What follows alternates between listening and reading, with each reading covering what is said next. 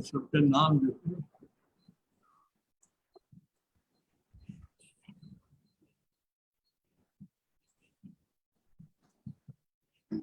So, dear and respected friend, thank you so much for your kind invitation.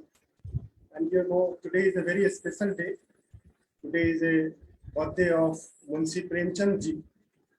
And on behalf of Vishwaneedam Center for Asian Blossoming, we pay tribute on his birth anniversary.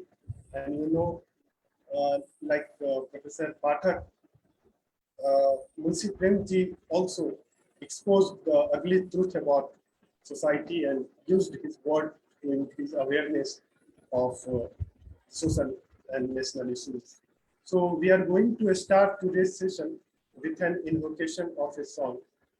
So Gandhi is source of inspiration for all of us, particularly when we think about action sociology, we can inspire a lot from Gandhi's work.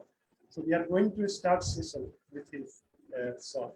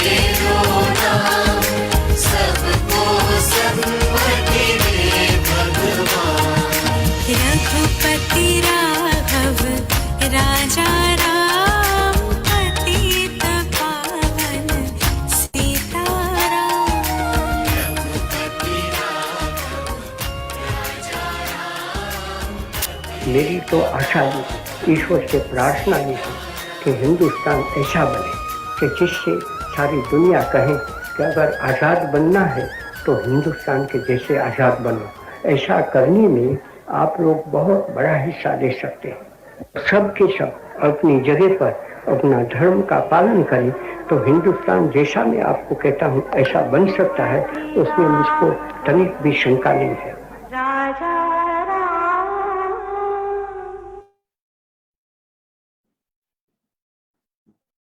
Thank you so much for your kind presence. Dear and respected friend, thank you so much for accepting our invitation. It is a great pleasure and indeed an honor to have available to us distinguished guests and speakers.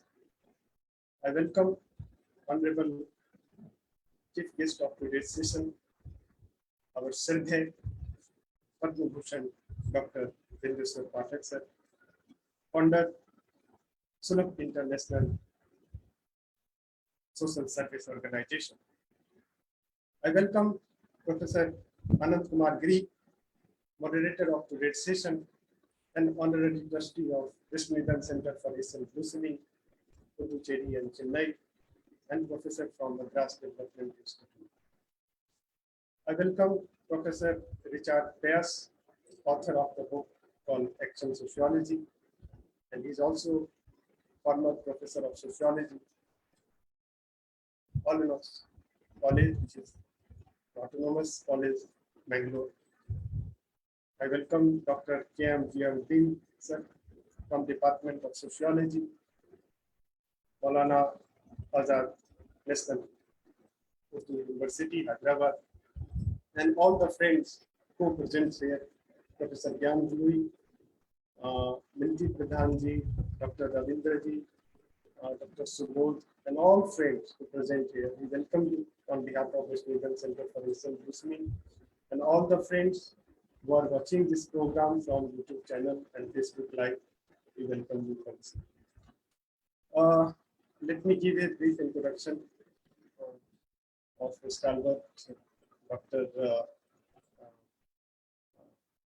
Bindeshwar Pathak sir. Although he does not need any introduction at all, he is a father of action sociology and father of sociology of sanitation in India. Dr. Pathak conceived idea of social welfare through action socialist framework. He founded Sulabh International in 1970. Sulabh International is a social service organization that works to promote human rights, particularly voiceless voice of society, environmental movement, non-conventional sources of energy, waste management, and social reforms through education.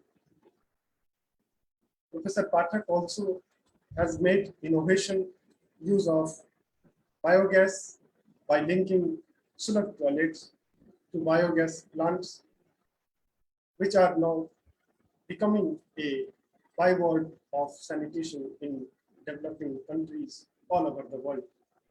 Its sanitation movement ensures cleanliness and prevent greenhouse gas emission.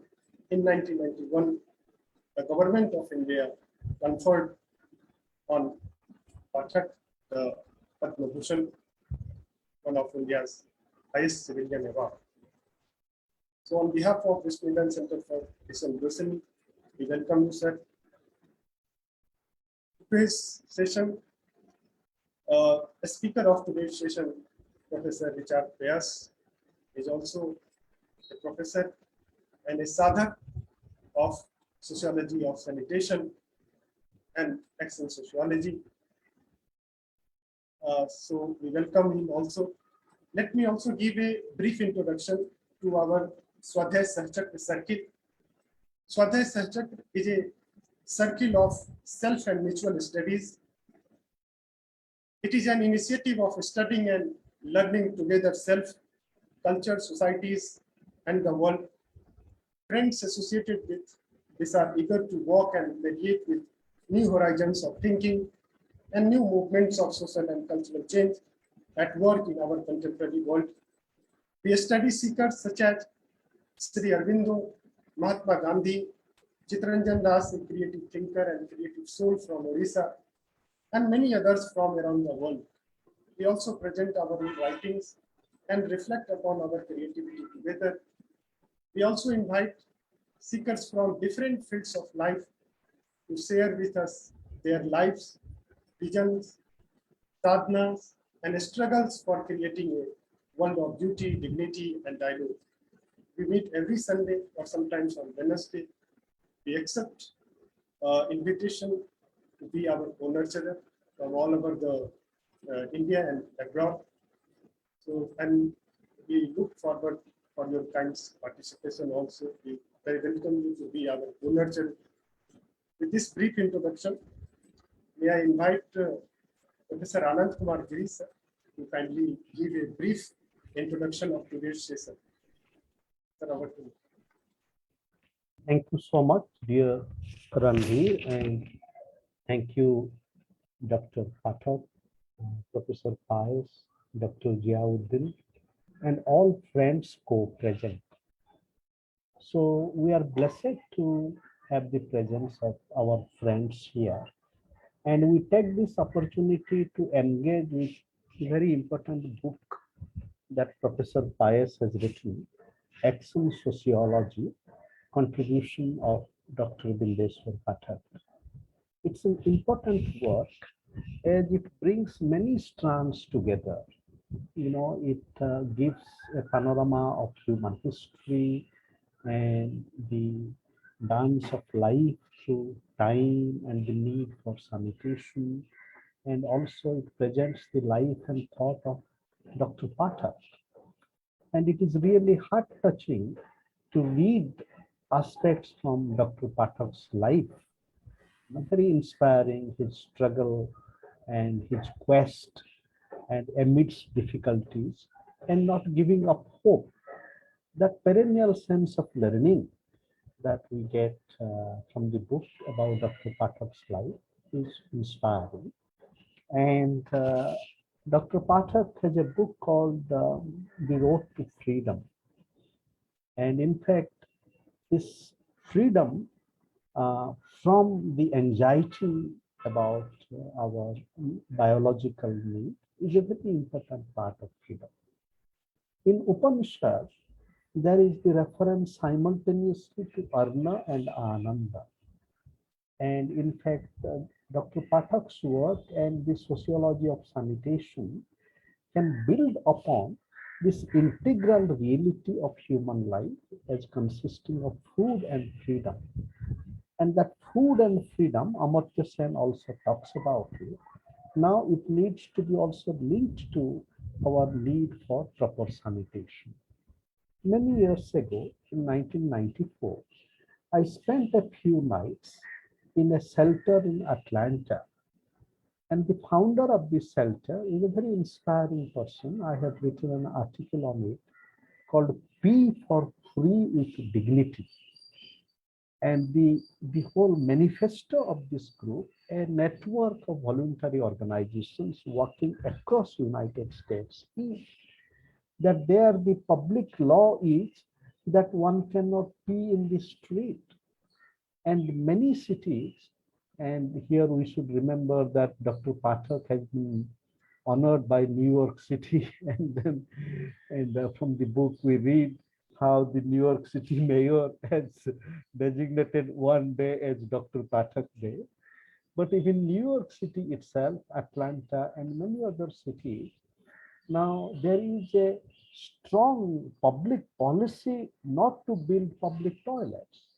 And it is such a cruel policy because they're afraid that if you have more public toilets, then homeless people would swamp the streets. And just think of, in fact, Minati also has recently written a very touching paper in the Hindu called The Rude, in which she describes the condition of not only the homeless people, but the elite class who are attending literature festival, but there are only 2 toilets and hundreds of people have to queue. And when some people would like to cross the queue. Coming back to the whole theme of freedom, the road to freedom that Dr. Pathak has written about and his action sociology is part of that. That freedom also this multidimensional freedom, be for free with dignity. And that can be related to Sri Aurobindo. And this year is also 150 years of Sri Aurobindo. In his Savitri, Sri Aurobindo writes, a lonely freedom cannot satisfy a heart that has grown one with every other heart.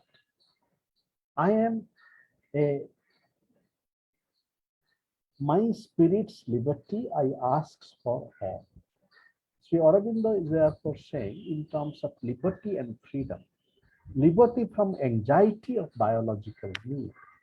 Dr. Pathak's work suggests that it is not just his or the lonely freedom of the elite class, how all humanity, this scavenging class, must also be part of this dynamics of transformations. Now, Dr. Pais in this book has touched upon many aspects, as I have already mentioned, including the theoretical aspects of action and action sociology. He has quite insightfully drawn our attention, link action sociology to many pillars of classical Western sociology, from Max Weber to Pareto to Talcott Parsons. And the point is, one important challenge of action sociology, as Professor Pais writes in the preface, action sociology is not just applied sociology, and that is so significant. In case of Talcott Parsons, we know that how action sociology was part of a theoretical engagement. And that theoretical engagement was not just abstract theorizing. Your Parson embodied quite a great deal of abstract theorizing. In fact, his Structure of Social Action, 1937 book that Professor Pais refers to, it's a great theoretical journey. It's a commentary on the works of Durkheim, Weber, and others. But in this action sociology, Professor Pais also relates to Gandhi, and that is so significant. He also talks about both karma and dharma. And therefore, we can link this whole vision and practice of action sociology to a multidimensional source of thinking. Not only classical sociology, Western sociological theory, but Gandhi's theory of action. And as Professor Pais talks about karma and dharma, we can also relate to Purusartha. And my submission is that Dr. Pathak's contribution lies in creating a new collective Purusartha. In fact, the great philosopher Dayakrishna, I'm sure Dr. Pathak would know him as he has worked in Alwar and Tank. And Dayakrishna really revolutionized the Indian philosophy, as Dr. Pathak has tried to revolutionize the condition of lack of sanitation and disrespect to scavenger. Now, Dayakrishna said that the whole future of Purusartha lies in creating a collective Purusartha that brings dharma, artha, kama, moksha together. And in fact, in this new sociology of sanitation, where we bring amenities to people and bringing together, how do we do it together? And I would like to submit that work of togetherness is a collective Purusartha, and it brings also many agencies together, state, NGOs, voluntary organization, corporate social responsibility, as Dr. Pais's work suggests, how different corporations have contributed. So that brings us to a notion of action as Sahadharma, and this dharma of togetherness. And the whole idea of action sociology also needs to embrace this fundamental question: if action sociology is praxeology, as Dr. Pathak said.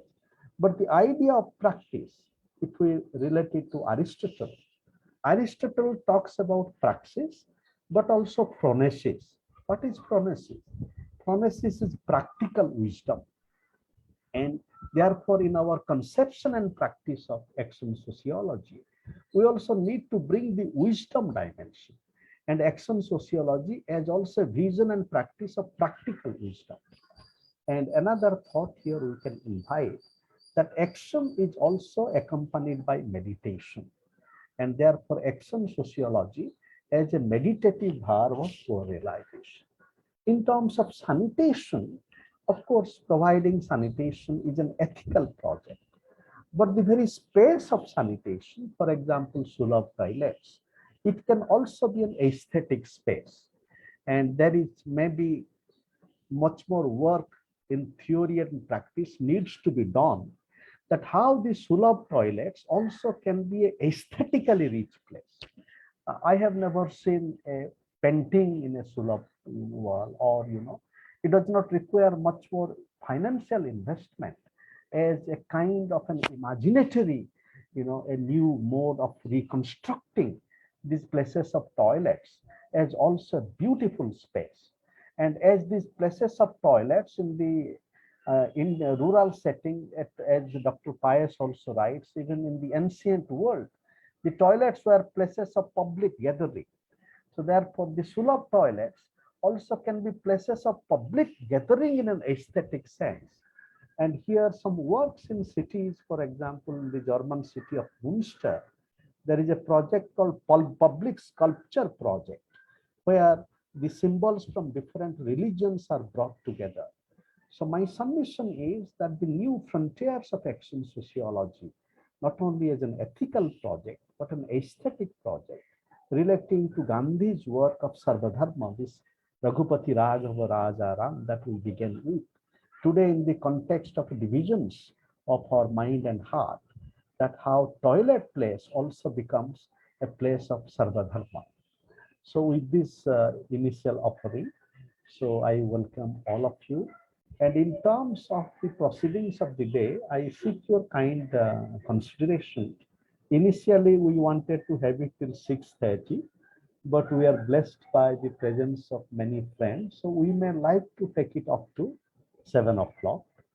And then I had an initial conversation. So Dr. Pathak may take up to 30 minutes and Dr. Pais also 30 minutes. And then we request Dr. Ziyauddin and Randhir to take 10 minutes each. So let us begin our journey of learning by inviting Dr. Pathak, please, to make your presentation. Thank you.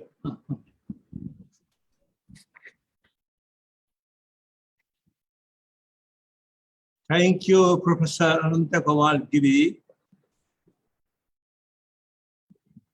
Honorable Professor Richard Pais, author of the book, and former Professor of Sociology, Randhir Kumar Gautam, lecturer. This is Minati, Pradhan, and all other distinguished participants in this evening webinar. I am thankful to the organizers, including Giri, and the organization Bhushan Center for Asian Blossoming and Madras Institute of Development Studies, Chennai, for inviting me to participate in a webinar on action sociology. This is one of the dearest subject of mine, and therefore I feel proud and privileged that I have been invited to speak on the subject. Certainly time is a constant, so I would like to cross 30 minutes. Thus I will tell you in the brief, and later on when we meet together again sometime physically, we can have more discussion on the subject.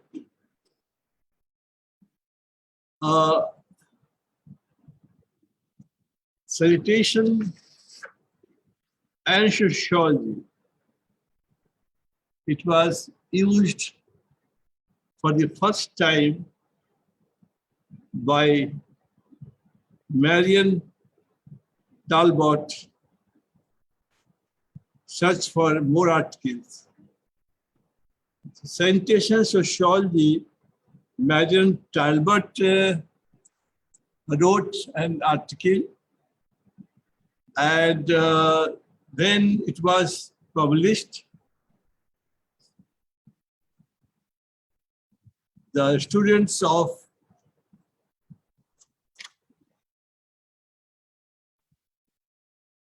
that the relations between sociology and hygiene are extremely intimate, a fact which seems not sufficiently appreciated by the students of either subject or either subject.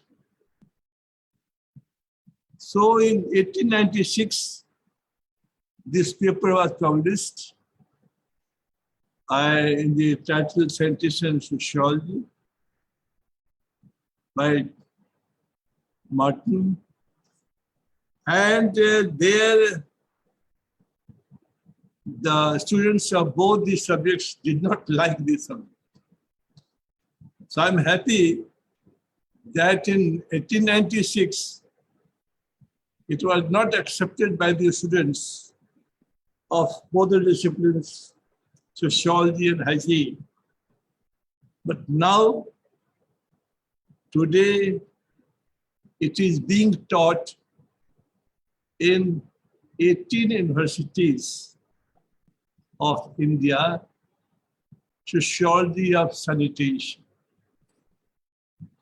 This is a happy note that a thing which was not accepted in 1896, that has been accepted now, and the students are being taught both at graduate and MA level in all these 8 universities. I will name them later on at the end of my speech. You have started with the song of Gandhi, Raghupati Raghav Najara, and Gandhi said, 1 ounce of action is more important than tons of knowledge. And here we are going to talk about action sociology. And so Gandhi, he emphasized that action is more important. And I'm a student of sociology. In Padma University, it was started in 1961 in BA Part 1. And we were the first graduates from 62, 64 from Padma University in sociology. I do not know in the 61 or 62 how many universities started the teaching of sociology. I have no figure. But only few universities started teaching sociology. Now, then my career is little, disintegrated. And I did my graduation in the year 1964, left the studies and started searching for the job. And I became a school teacher for the first time, did a small jobs, and finally I joined Bihar Gandhi Centenary Celebration Committee, and in that committee, I was assigned the job to find out the solutions of the problems of human scavenging, an act of cleaning night soil by untouchables manually, and to restore their human rights and dignity, and to bring them in the mainstream of the society. So, and the second was to stop defecation in the open. Both were challenged for me because I am a student of arts, sociology. I am not engineer, I am not a scientist.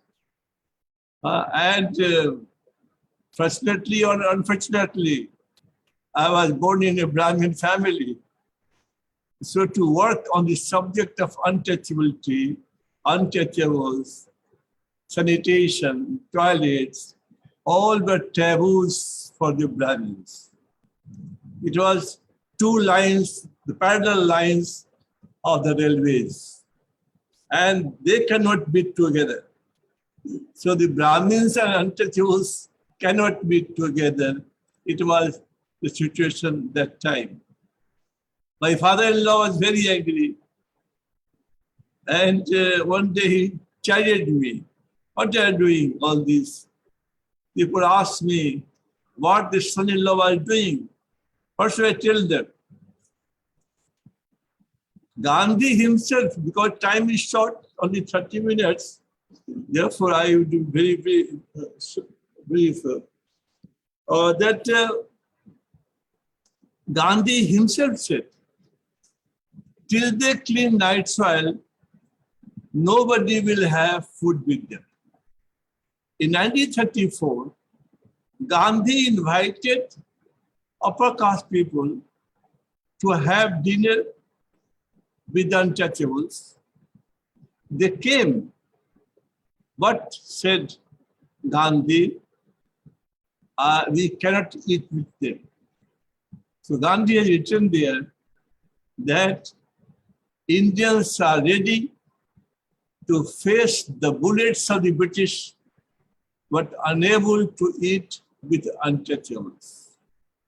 The act of untouchability was more difficult than even the life of a human being. So that was the situation. Also Gandhi said, unless there is a toilet, this cannot go. In 1935, a book, a novel was published, written by Dr. Mulkraj Anand. And the preface was written by the eminent writer E.M. Forster. And he wrote that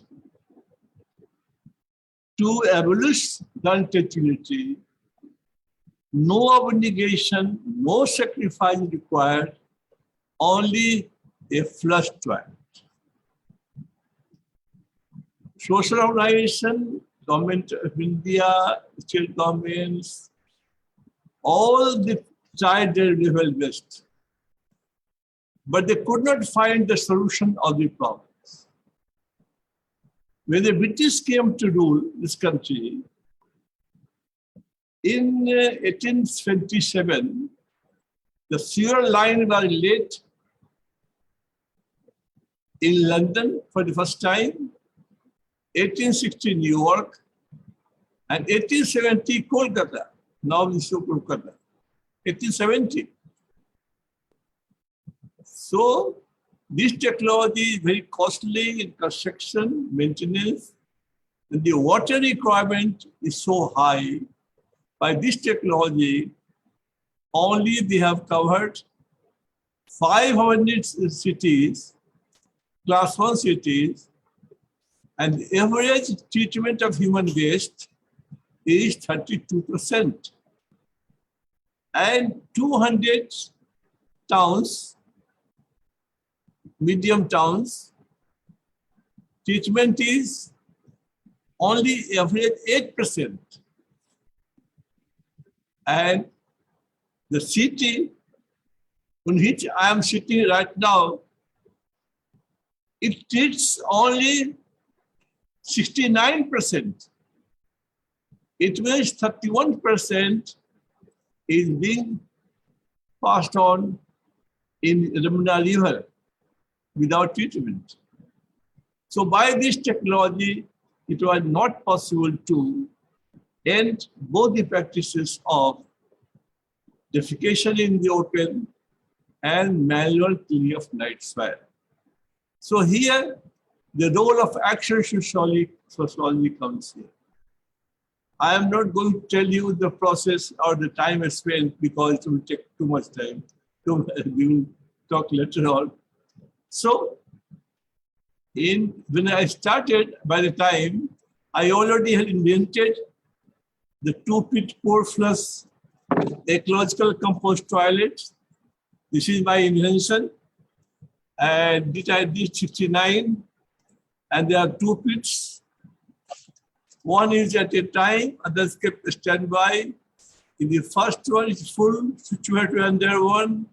And in the first one, after 2 years of when you have to clean, the humus keta becomes as a fertilizer. I smell for you. This is a humus keta in my hand, but in a different form, not in the humus keta raw. So after it contains nitrogen, phosphorus, potassium, a good fertilizer. And here there is no gas pipe. So there is no exit of the methane gas in the atmosphere. So it helps to reduce the global warming and hence the climate change. And it requires the water, because of the water seal, it requires now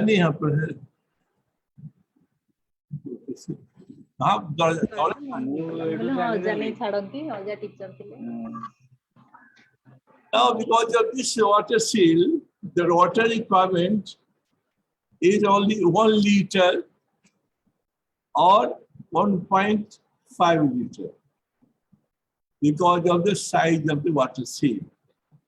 Now, it's great saving of water. 10 liters per flush. And here, 1 liter to 1.5 liter per flush. So, how much saving of water? 90%. And then the important is public toilet linked with the biogas plant. Now we have public toilet. I will not tell the story. I just tell you that in public toilet, when I started, then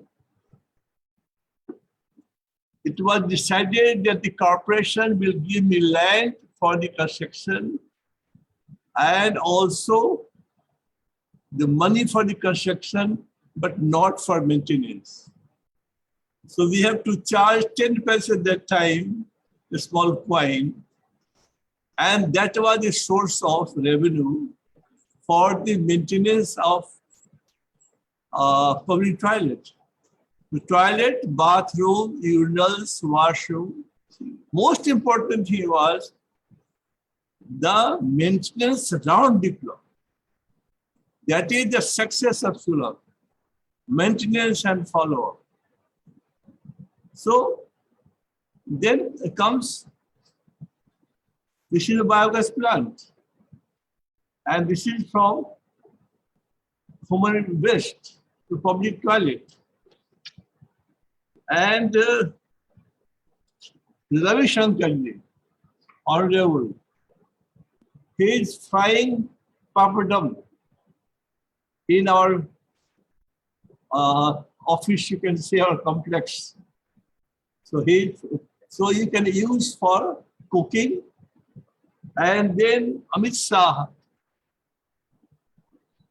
he is burning lamp. Just see. So you can burn lamp. I already did for you, but I'm just showing. Akshay Kumar, he came before making the film. He came to our office, smelling the fertilizer or manure. And then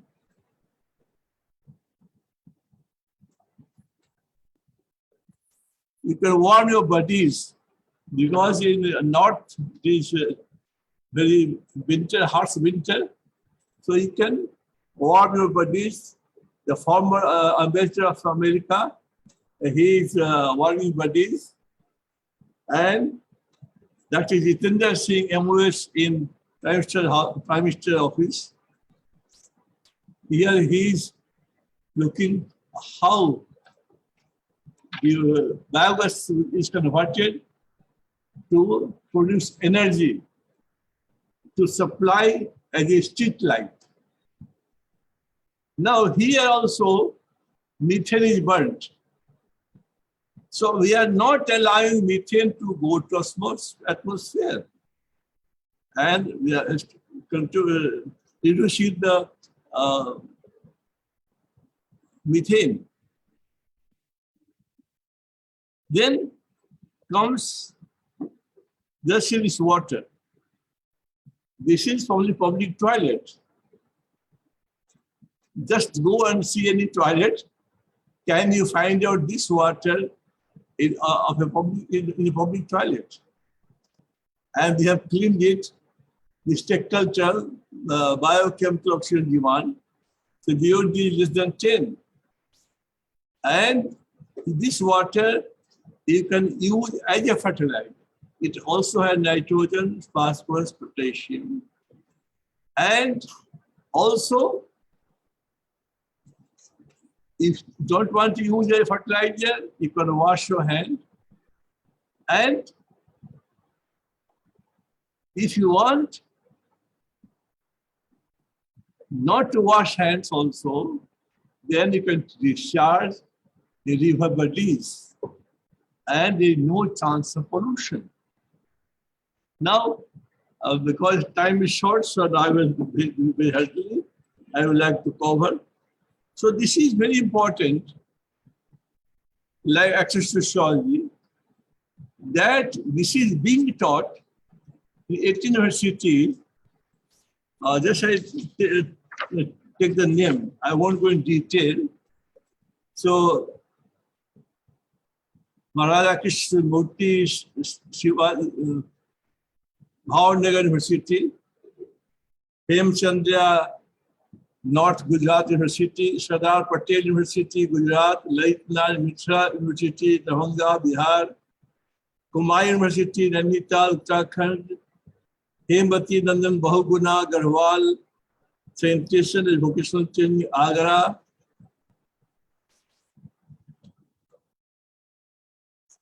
and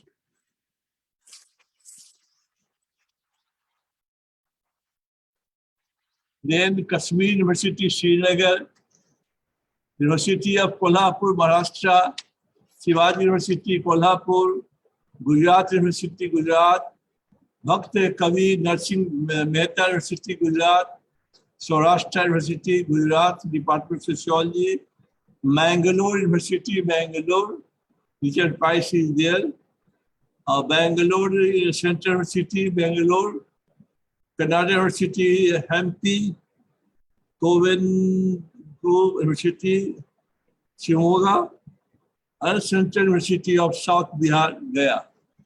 Now, 1896, the students did not agree of sociology or hygiene. But now, with our efforts, it is being taught in 18 universities. Because of short of time, I will not go in detail. Just I would like to say that when I started this, so I gave a definition of sociology of sanitation. It is a scientific study to solve the problems of society in relation to sanitation, social deprivation, water, public health, hygiene, ecology, environment, poverty, gender equality, welfare of children, and empowering people for sustainable development and attainment of philosophical and spiritual knowledge to lead a happy life and to make a difference in the lives of others. So this is the definition of action sociology. And just I want to say that toilet has got number 2. Is placed on number 2. Number 1 is the air. And number 2 is the toilet. Disposal of human waste. Or exit. Gandhi said, exit of the food is as important as intake. I said, no. The exit of the food is more important even the intake. You can wait for intake, but not for the exit. So therefore, we say, after air, without air you cannot live.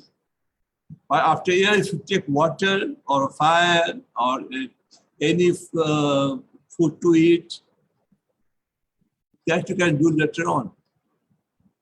But you cannot control the call of nature. So therefore, it has a place on number 2. So just I would like to give it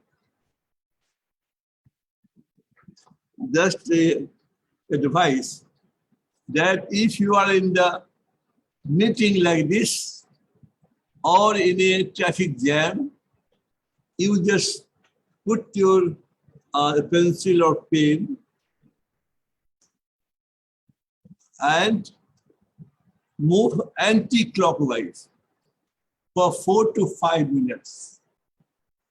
And your call of nature will be controlled for 1 to 2 hours. I do myself because I feel. So when I'm giving one advice to you, this is a Japanese theory, not theory, Japanese practice. So that you can do like this. We have a museum of toilets.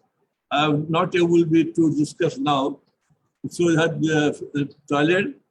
Then the one lady in untouchability, one lady has been given the National Award, Padma. Just see this photograph. The lady in the middle, cleaning and carrying night soil till 2003 from the age of 7. And in 2015, she received an award on our behalf for cleaning Assi Ghat in Varanasi. And finally, he received in 2021 Padma Shri from Government of India on the Rashtrapati. So in untouchability also, we have, so now what I say, that sociology of sanitation, because there are 20 subjects, it will take time to discuss. So it will give employment to students. They can do business. All those I have developed technology, I have invented. So this technology, if we teach them, then they will not depend on the jobs. They will do their own job.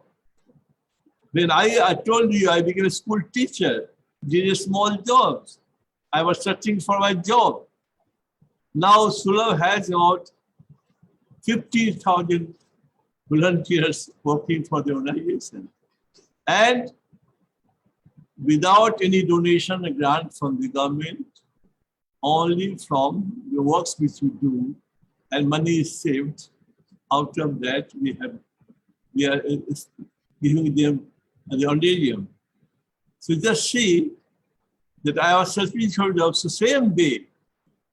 These boys and girls, if we study these things, they can get employment. Now, just see, I have kaha talab la kaha. So that important is just see this technology. It's all done by me. This is a pond. Water is there. And this water in which area? The arsenic area. More infamous. And people get diseases because of the arsenic, the sea, the faces. And therefore, we developed the technology.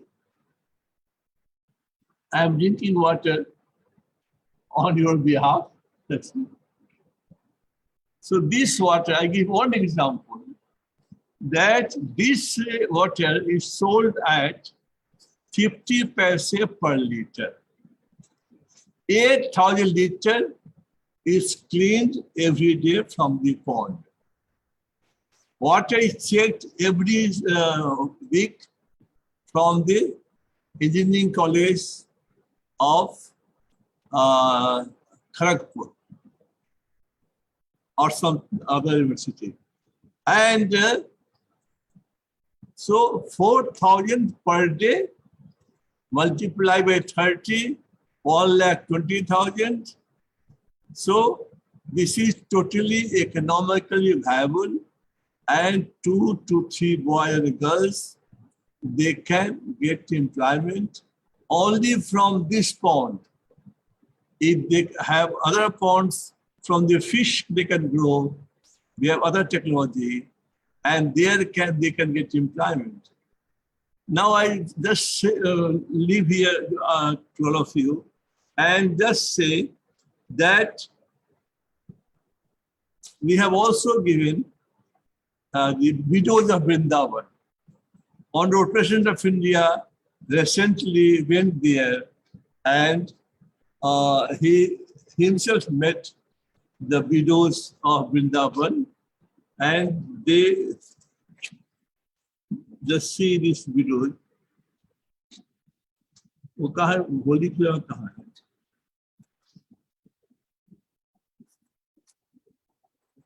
So now,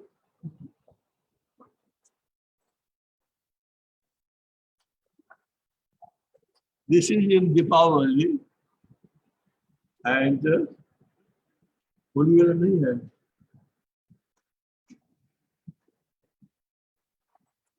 Anyway, so now they play Holi also, and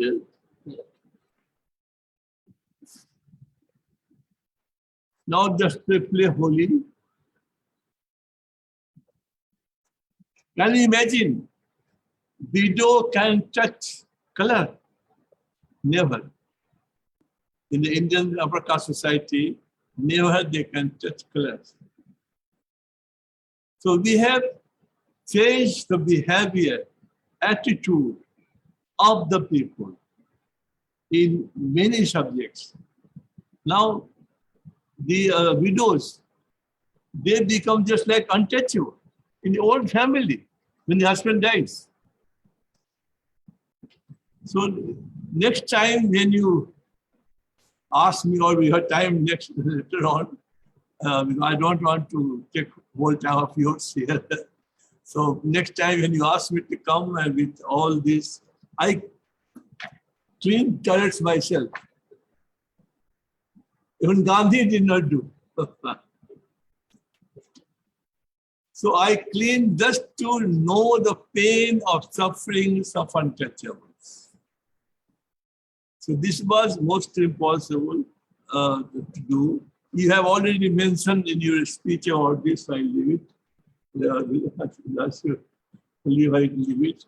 Now,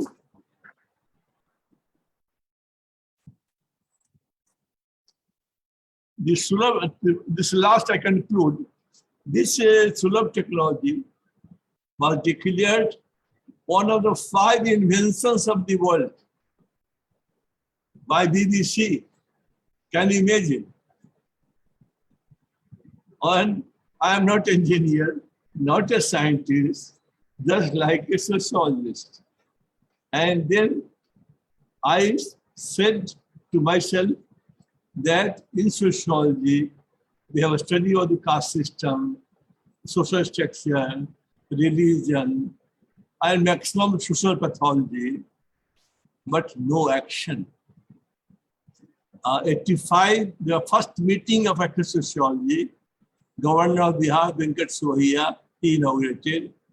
Only 3% supported me that these subjects can be taught in sociology.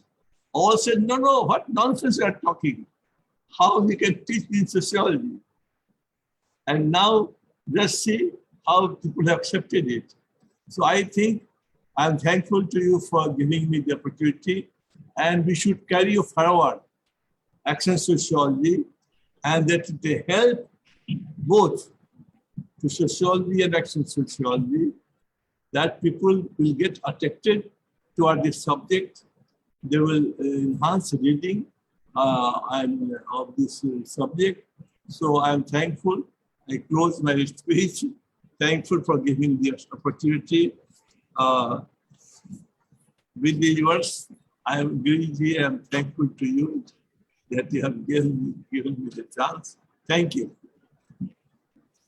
And Richard Pais is already there. So he's a brilliant person, and he's a professor, retired professor of sociology. So now he has also become action sociologist, so that he can speak. What I have left, he can tell you that things. Thank you. Thank you with our heart, Dr. Pathak. And it is inspiring. And yes, we would invite you for another session for a longer dialogue and learning with you.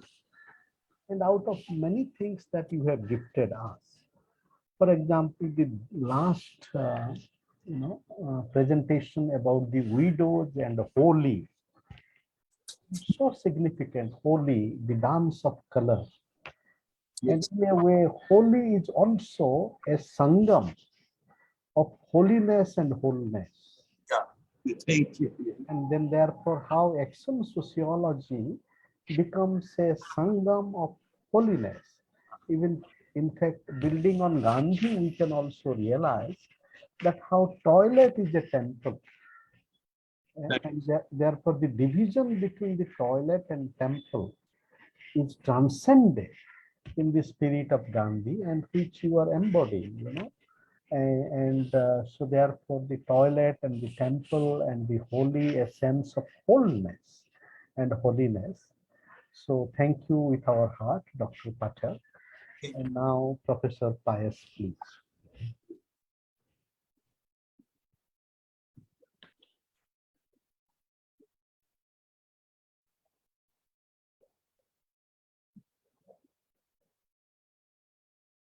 Kindly unmute Professor Pais. You are still muted. That red button.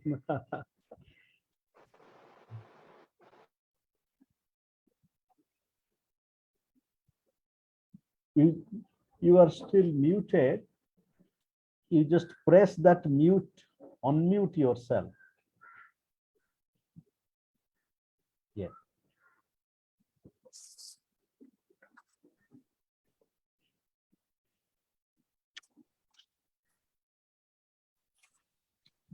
Others have happened. Kindly unmute yourself, Professor Pais. You see the red button there.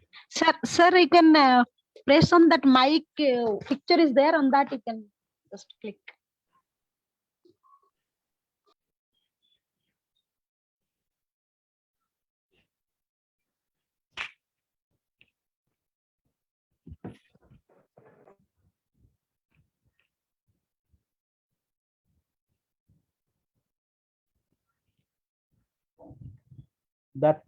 That mic sign, it is mute and unmute. You just click on that.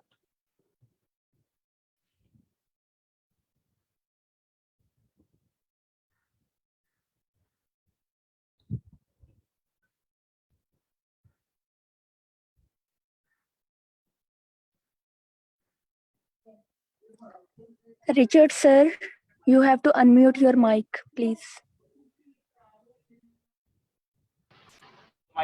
This one, it is stuck. Yes, so you just bring your cursor, Professor Pais, and No, just. I can't move the cursor at all. Oh, acha, It is stuck. acha, acha, okay. Can you unmute from there? No, unfortunately not. And then, The cursor doesn't move at all. It's stuck. acha, okay. Now, if you speak over phone, is it audible to friends? Can you hear? Ask them. Hello, Minati, is it audible? No. It is feeble. It is feeble. I mean, not It very. is feeble. Okay, so what you can do, Professor Pais, you leave Yeah. and join again. Yeah. If possible, you leave and join again, please. Okay, okay.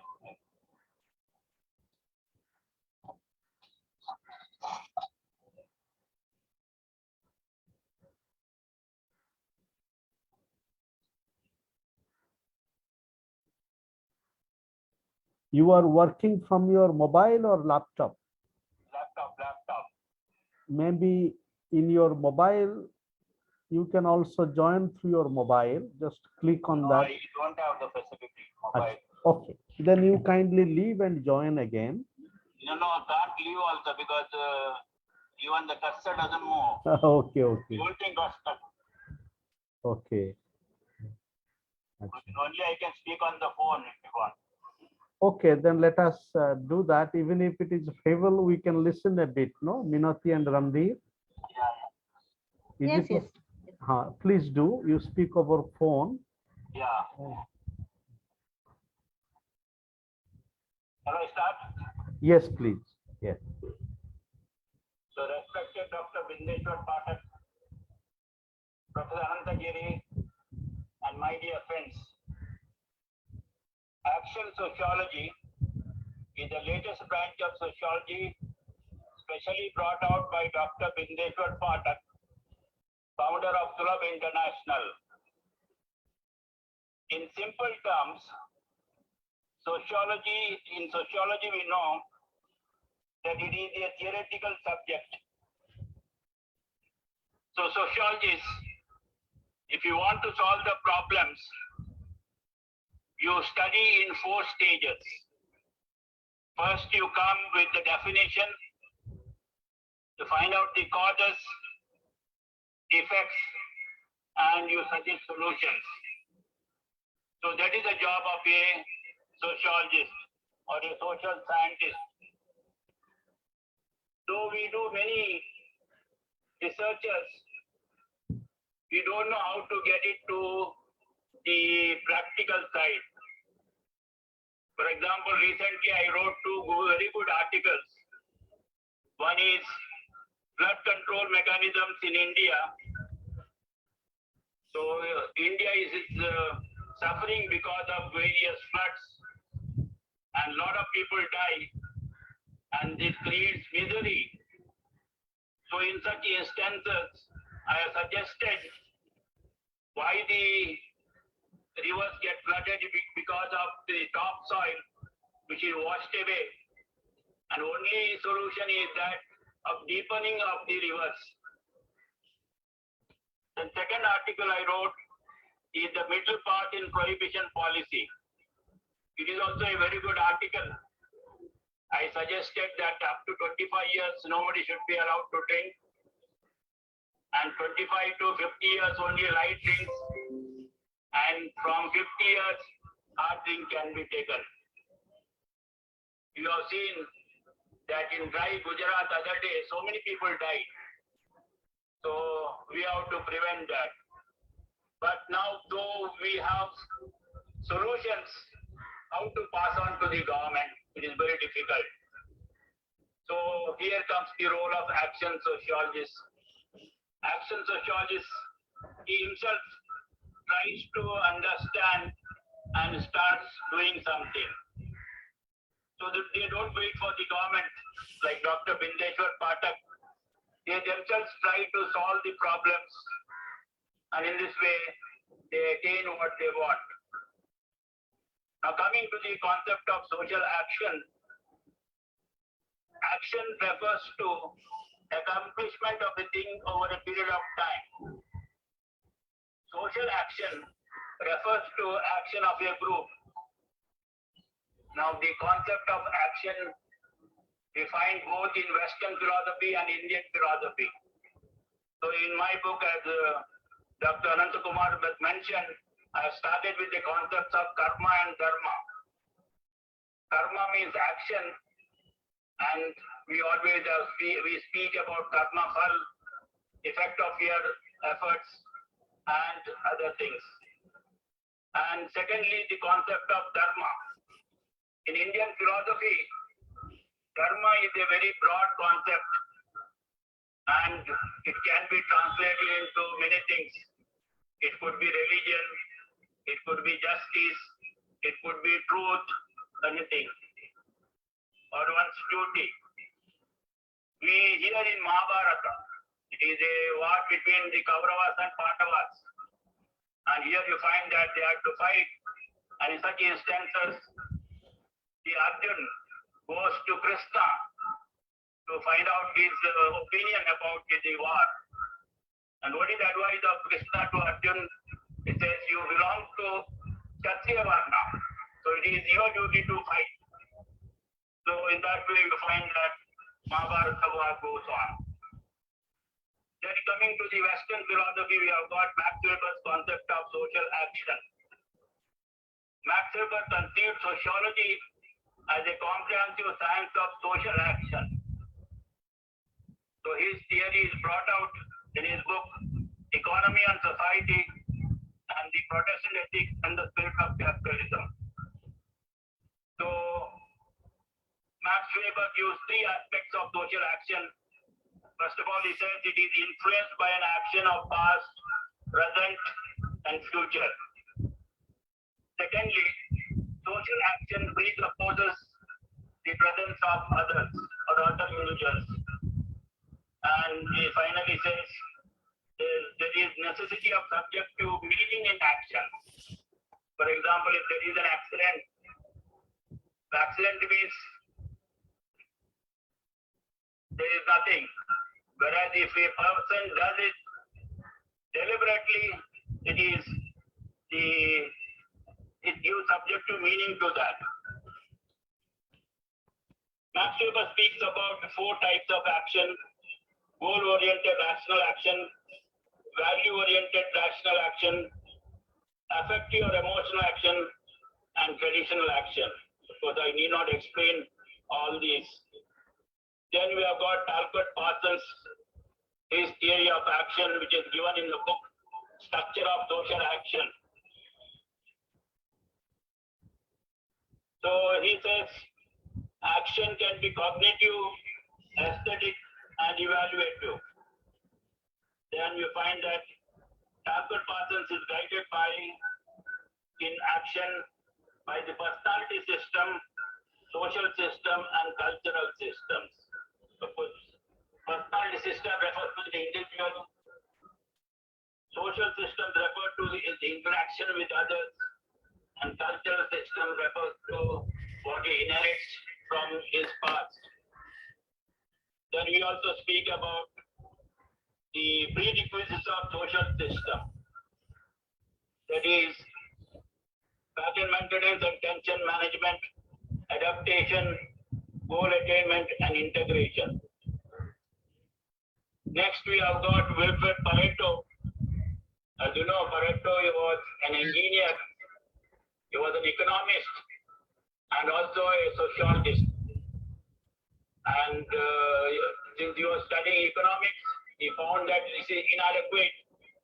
And in such instances, he went to sociology. So his concepts of income distribution, etc., is very useful for sociologists also. So he also laid foundation for modern welfare economics. As we know, he gave the concept of logical and non-logical action, residues and derivatives, etc. So I'm not going deep into these matters.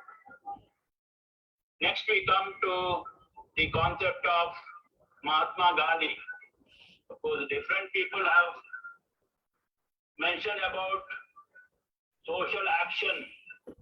For example, Ralph Waldo Emerson has said that an ounce of action is worth a ton of theory.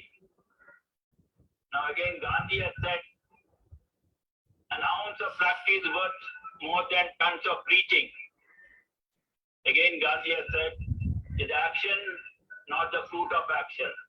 Of course, he comes back to the Indian philosophy, karma and karma fal. Now, we can, in short, dwell in the concept of Mahatma Gandhi, that is, concept of Swaraj. So, he was in South Africa, and from there he came to India in 1915 to fight for the Indian independence.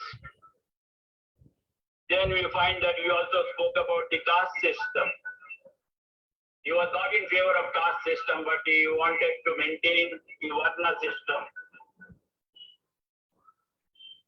Then he also tried for removal of untouchability, tried to raise the status of women. He brought about Hindu-Muslim unity. And finally, he also worked for sanitation. He said there should be sanitation before getting independence. So he gave more importance to sanitation. Finally, coming to Dr. Bindeshwar Pathak's concept of social action. Dr. Bindeshwar Pathak is not only known as the father of action sociology, he is the founder of Sulabh International Social Service Organization. He also founded Association of Action Sociologists. He also founded Sulabh International Center for Action Sociology, whose offices are in New Delhi. Now, his concept of action sociology is broader to sociology in action and applied sociology. So, according to him, it is a sociologist who himself plunges into action and shows results. As he already told that he had difficult times from 1970 to 73. He went around, tried for government grants, etc. Then one officer said, it is very difficult to get grants. Why don't you start yourself? So taking the cue from here, he started his own work. He has defined action sociology as the action-oriented praxeological sociology. Because praxeologically means the study of human action and conduct. That is, the human behavior is purposive. So he has brought about many things. Pathak's contribution, you can see, I have brought about 14 points here. I just tell. First, invention of two-pit core flush latrine, which has brought about a revolution in sanitation. Secondly, liberation of scavengers. Then, vocational training center for them. When two-pit latrines were invented and constructed, the scavengers lost their jobs. So, in such instances, he trained them in other occupations, such as carpet making or beautician clinics to start. Then also you find that he started Sulabh Public School in Delhi, where most of the students belong to scavenging caste. Then he did work on sanitation work, as he already mentioned, that the production of biogas. Then in social field, he has taken the untouchables to the temples. He also, when during Gandhi's time, he told us that the untouchables, the upper caste people were not ready. But here you find that the upper caste have dined with the lower caste. Another very important aspect of this is that adoption of scavengers' families. Even former president of India also adopted their family. Then slum children welfare program. Then welfare of the widows, he has already mentioned. He has also encouraged intercaste marriages. And lastly, I want to stress the academic thrust regarding action sociology. Of course, as he already mentioned that sociology of sanitation is introduced in 22 universities in India. And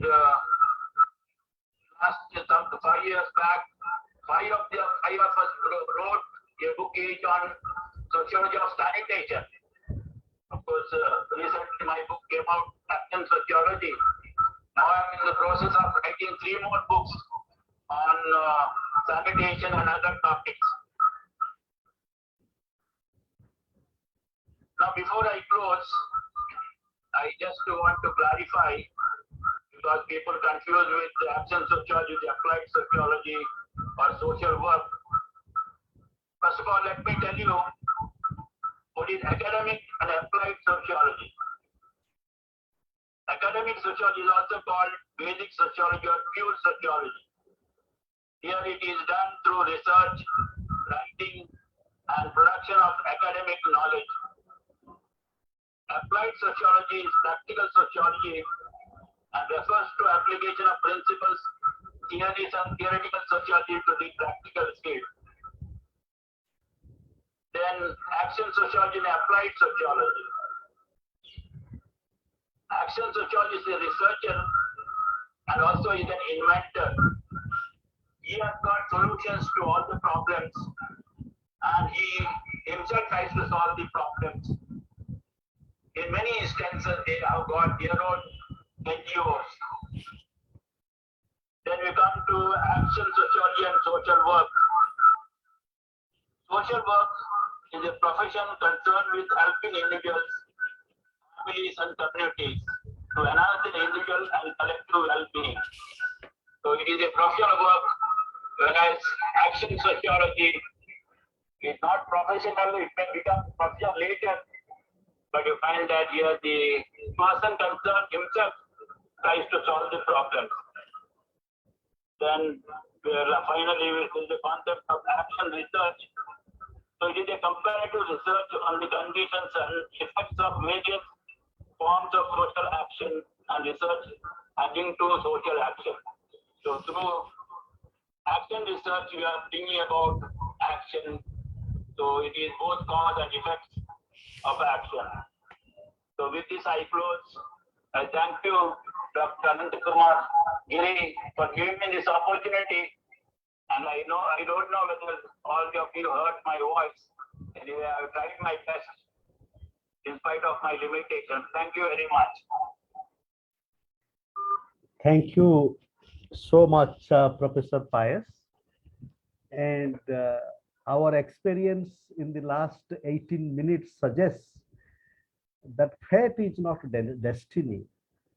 We can always transform the limitations to limitless possibility of mutuality. And thank you, Professor Pais. And both Dr. Pathak and Professor Pais are bringing the significance of action sociology. And for example, technology that Dr. Pathak presented. Now, this technology is not just only the technology, but it is also a technology of self. And in this context, it is also a technology of mutuality. And Dr. Pathak's and Professor Pais's work also can be related to very important work of Muhammad Yunus, who is also interpreting his work as a kind of a social business. And Dr. Pathak and Professor Pais's entrepreneurial dimension of action sociology, that how sociologist is an inventor, but that points to a different conception of self. And what Yunus says, that the very practice of social business is built on a realization of a self as somebody who is doing something and that is bringing profit or livelihood to him, but it is also a point of social service. And therefore, this whole self-interest and altruism gets brought together in action sociology. And the action sociology also becomes a learning activity. For example, we would have to think about schools of life, the educational work that Dr. Pathak has brought, and how, for example, think of how each of the public toilet, the Sulabh toilet, also becomes a learning space. So with this, now with joy, I invite Dr. Jia, please, to enrich us with his thought, and then after this, Randhir, and then we will have discussion, please. So Dr. Ziyauddin. Yeah. Am I audible? Yes. So I'm free from technical glitch. Thank you so much, Professor Ananta Giri. Very good friend and very, very warmful person in our academics. It is always, he was very happy, and personally, I'm very happy to see Pathak ji because I remember when I started my first study, first research in my MPhil, it was one of the book which Pathak ji wrote on, on my scavenger in the Bihar, and then my field was erstwhile Bihar, that was known as South Pradhan. And since then, I remember that he has been a mentor, guide, and he is an institution itself. Last couple of years, he has been very kind, and then we have attended couple of meetings with Sulabh International organized in Delhi, lastly in Ahmedabad, I think 2017 or 18, I believe, and then COVID took over. So all these background are very important because somebody like Pathak ji, when he is talking on action sociology, makes the debate more meaningful, more senseful, and also learning to all those who have some interest to do, on action sociology. The Center for Vishwaneedam, is also very amazing center because I could not follow many of them, but I could see the kind of debate you have been carrying in a couple of months that shows that diversity in terms of the learning you oriented and you think of engaging people from civil society. So thank you so much for having me with the very esteemed people like Professor Richard Pais and Pathak ji to talk on my thinking on action sociology. But I'm feeling much eased today because two of them have spoken much on the history of action sociology and then academic deliberations, and then how academics develop in action sociology. That makes me to just use my given time of 10 minutes to talk about the contemporary situation of what I am calling now here as sanitation worker, and the issues of health today.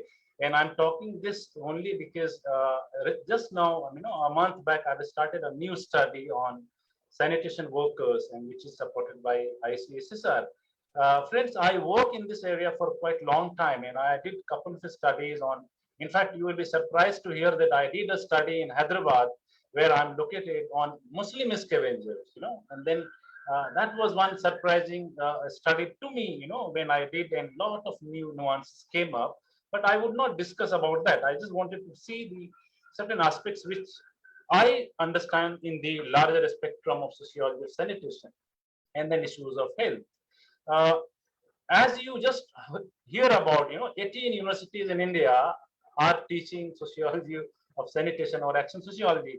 Pathak ji, last time I remember you said that you will have next conference in Hyderabad when I start, this paper in my university, and I have discussed with my colleagues. We have a paper on sociology of health and medicine, but we need to revise that, keeping the larger area of interest which we discussed mutually.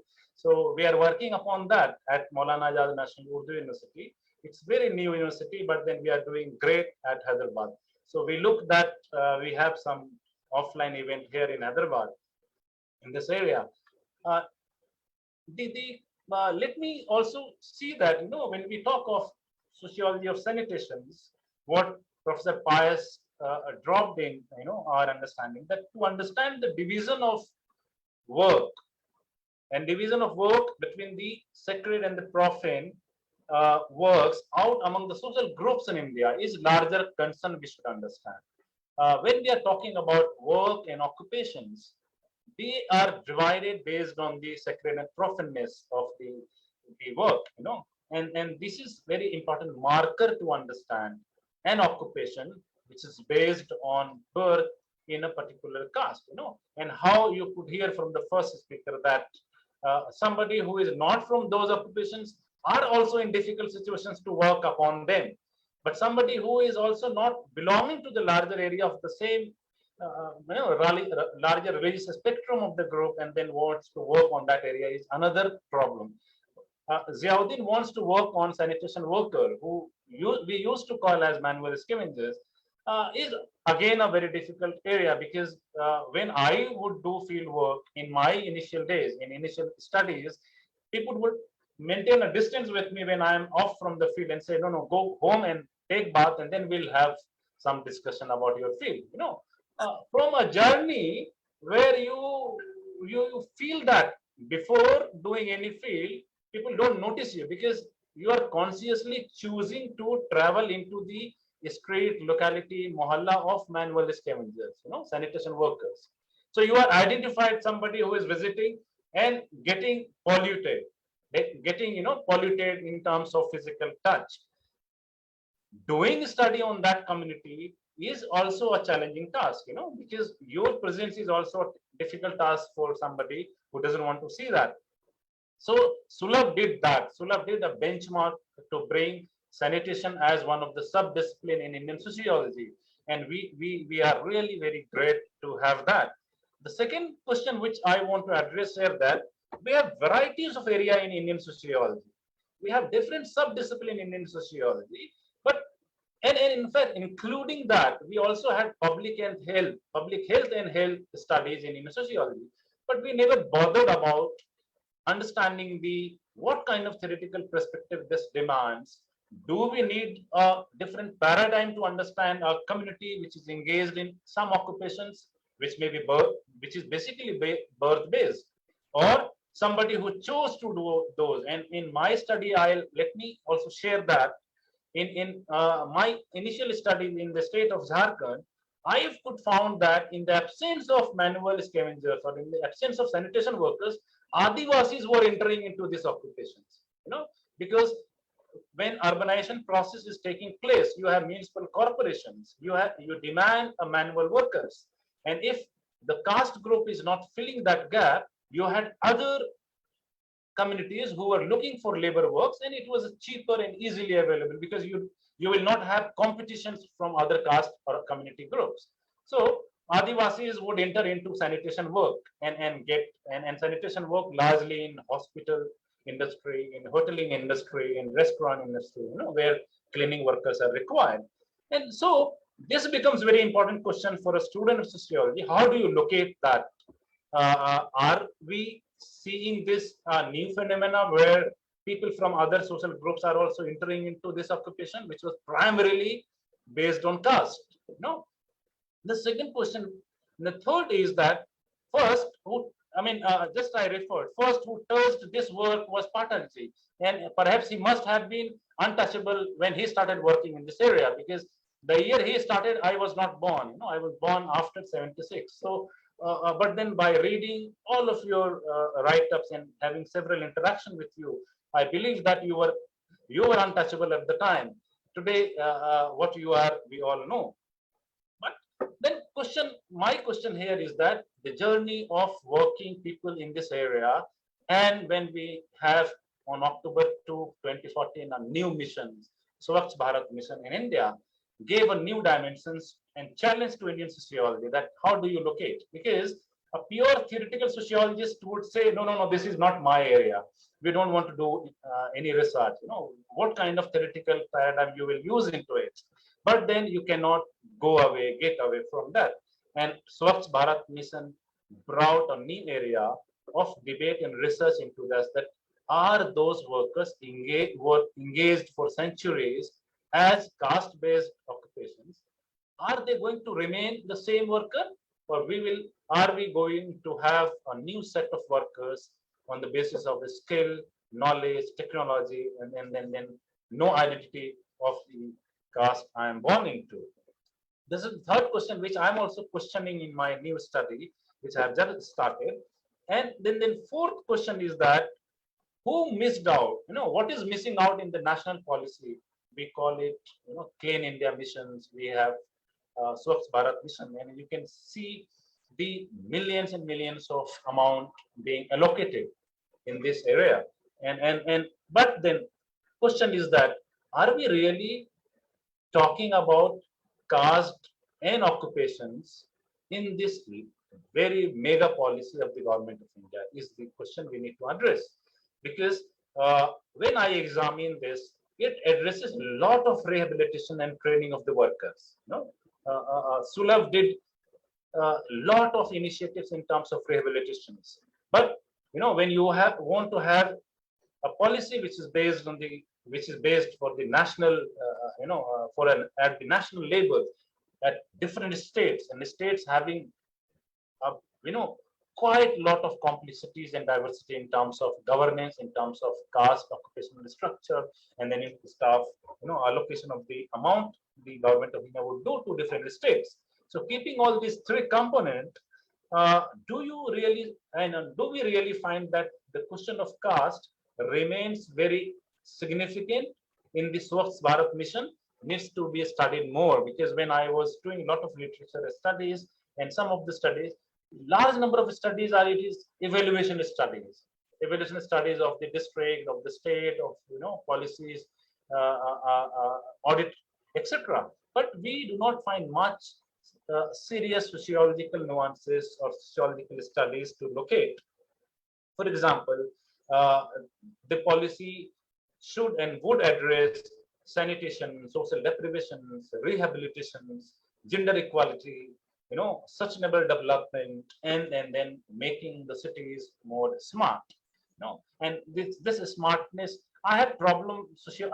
In terms of debate, I have problem with the uses of the smart, the concept of smartness, because the concept of smartness is not indigenous. We have a smart and handsome person sitting there in a chair at very, very this stage of his life. He still looks very handsome and smart. So Pathak, I'm talking about you. But are we talking about a city of smartness of the city in terms of what any other European countries experimented, or do we want our Indian cities which caters the need and hygiene and sanitation of the people indigenously? Because till now the allocation of amount has been huge, but the uses of I did couple of audit of some of the districts while doing my pilot. Find that the amount which is going down into the in terms of rehabilitation and addressing the question of caste or caste-based occupation, it is not addressing. It is not able to target. So that fourth question is very important to me. And then fifth question, and perhaps one of the important question to locate, is that when we are talking about public, we have not spoken much about public toilet until Sulabh took up, and we still are. All of us as a citizen, as a citizenry, and then civil society are struggling to have public toilet. Why the negligence? Why there is a kind of sense of negligence found that people doesn't want to study about the presence or absence of public toilet?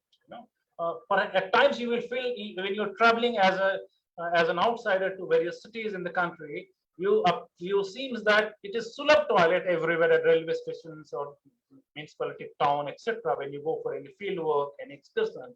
But why there is absence of public toilet run by the municipal corporations purely, or by any civil society organization, which is greatly very, very significant point, because the very concern to me here is that again the negligence of peoples about the issue of sanitation in the larger society. We want to have a smart city, we want to have a smart hotels, we want to have a smart restaurants, but we do not want to have a smart toilets. We do not have a smart worker there. We do not want to have very technically sound. Lastly, let me tell you one example. Before COVID, I was traveling to some of various cities in the America for one of the exchange program, where we were talking to civil society organization in California, one local said that, what are you talking about sanitation and worker, the manual is coming there. How, can you explain more about this? And it took another 15 to 20 minutes to tell the person, gentleman, about the kind of complexities of workers being a manual scavenger or sanitation workers. Today we also name them as Safai Karamcharis, to explain the various dimensions. They were surprised. They were surprised that even today you refer them as a very categorically very different population of the society, not as worker, not as sound and skilled worker. Very proudly, most of urbans today, majority, I believe majority or 99% of the people clean their toilets themselves, but they don't feel themselves polluted. We don't feel ourselves polluted.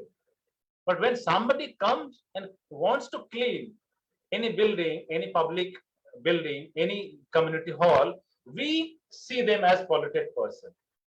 This is the concern which I have here, that why this difference is there, even with huge amount of urbanizations taking place in India, this concern of ours that no, they are polluted, they can pollute our house, our room, our entry.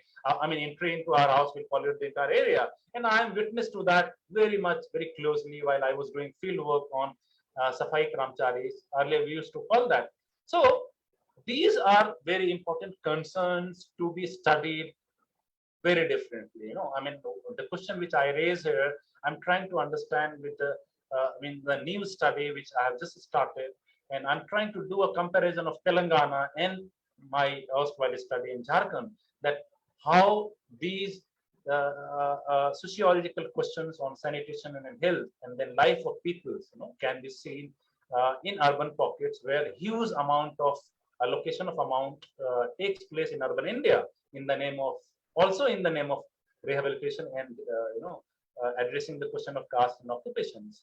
So with these important, and I was happy to see, sir, Pathak ji, to congratulations to Usha Sharma ji.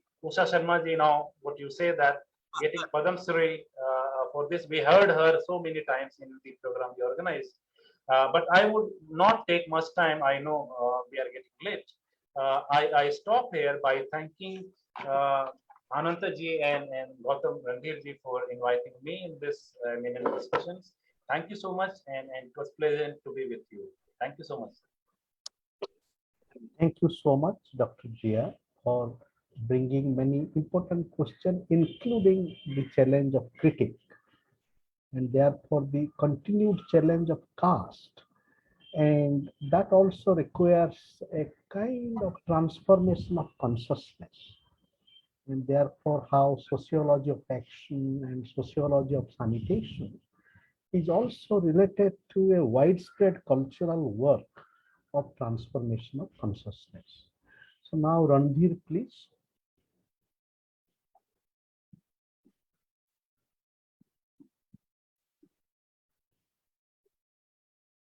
We cannot listen to you, Randhir.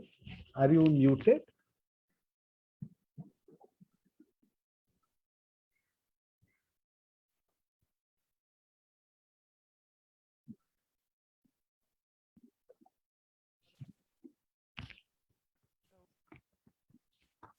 Still, you are not audible. You have muted yourself.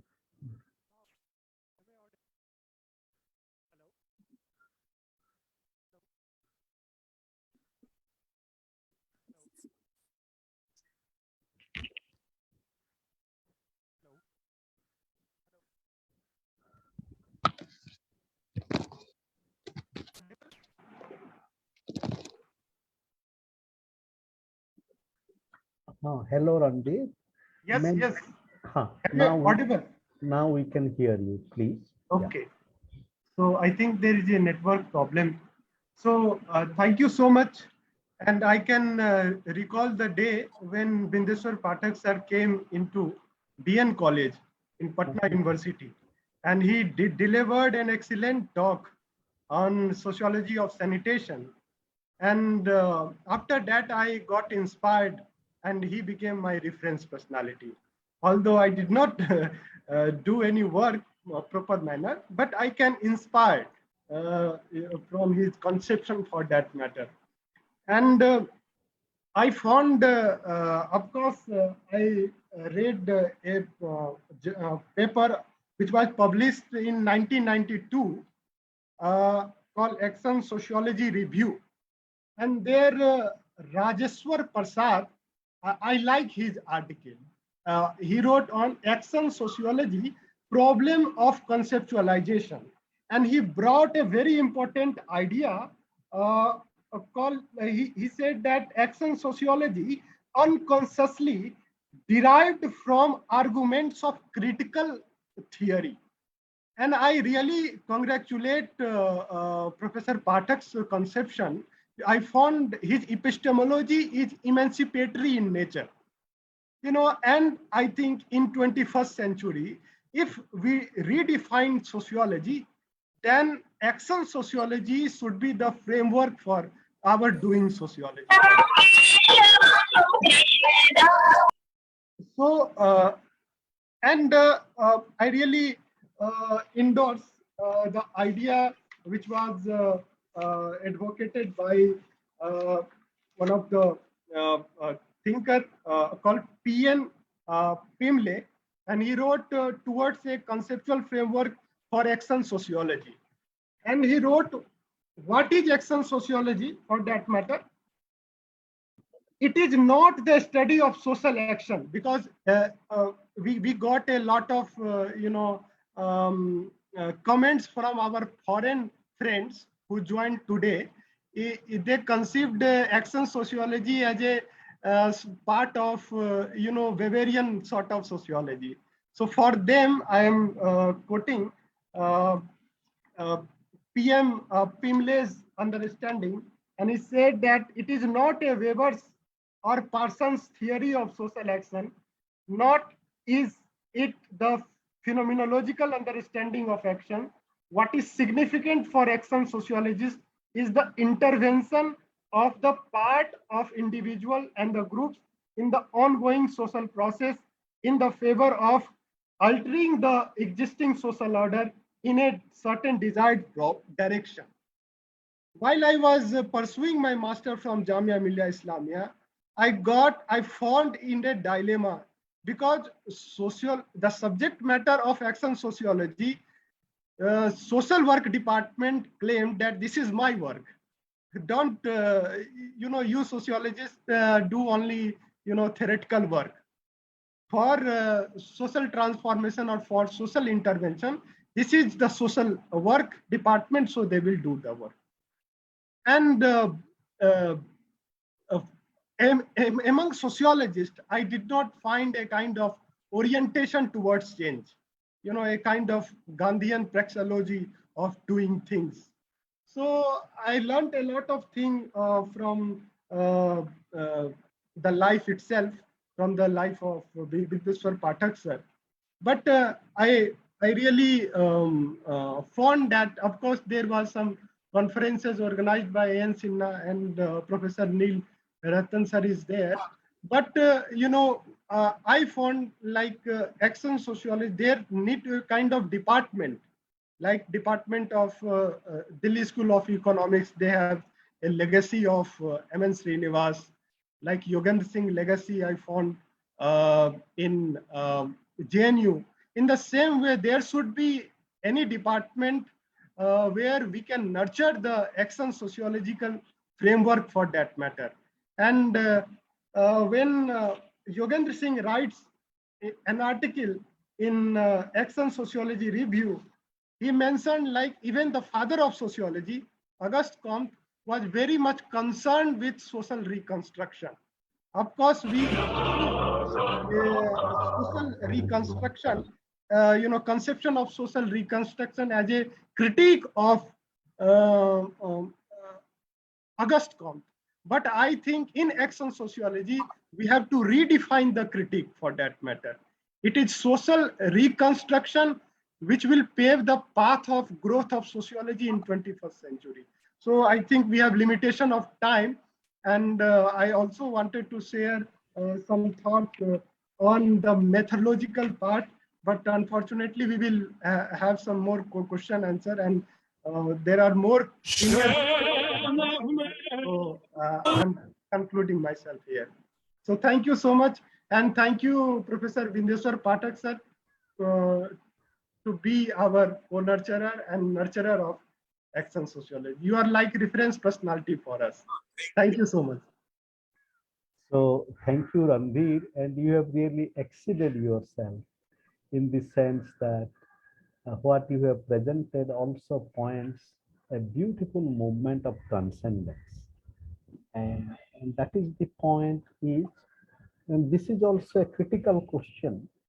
Now, in our thought about action sociology, different from applied sociology, social work, somewhere unconsciously, we are still guided by a disciplinary frame.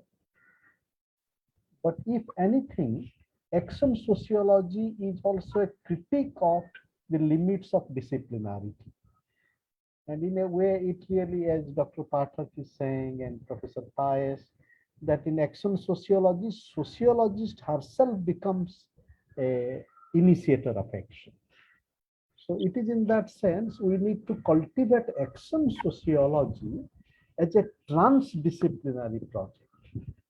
And therefore bringing philosophy, sociology, and much more important, literature.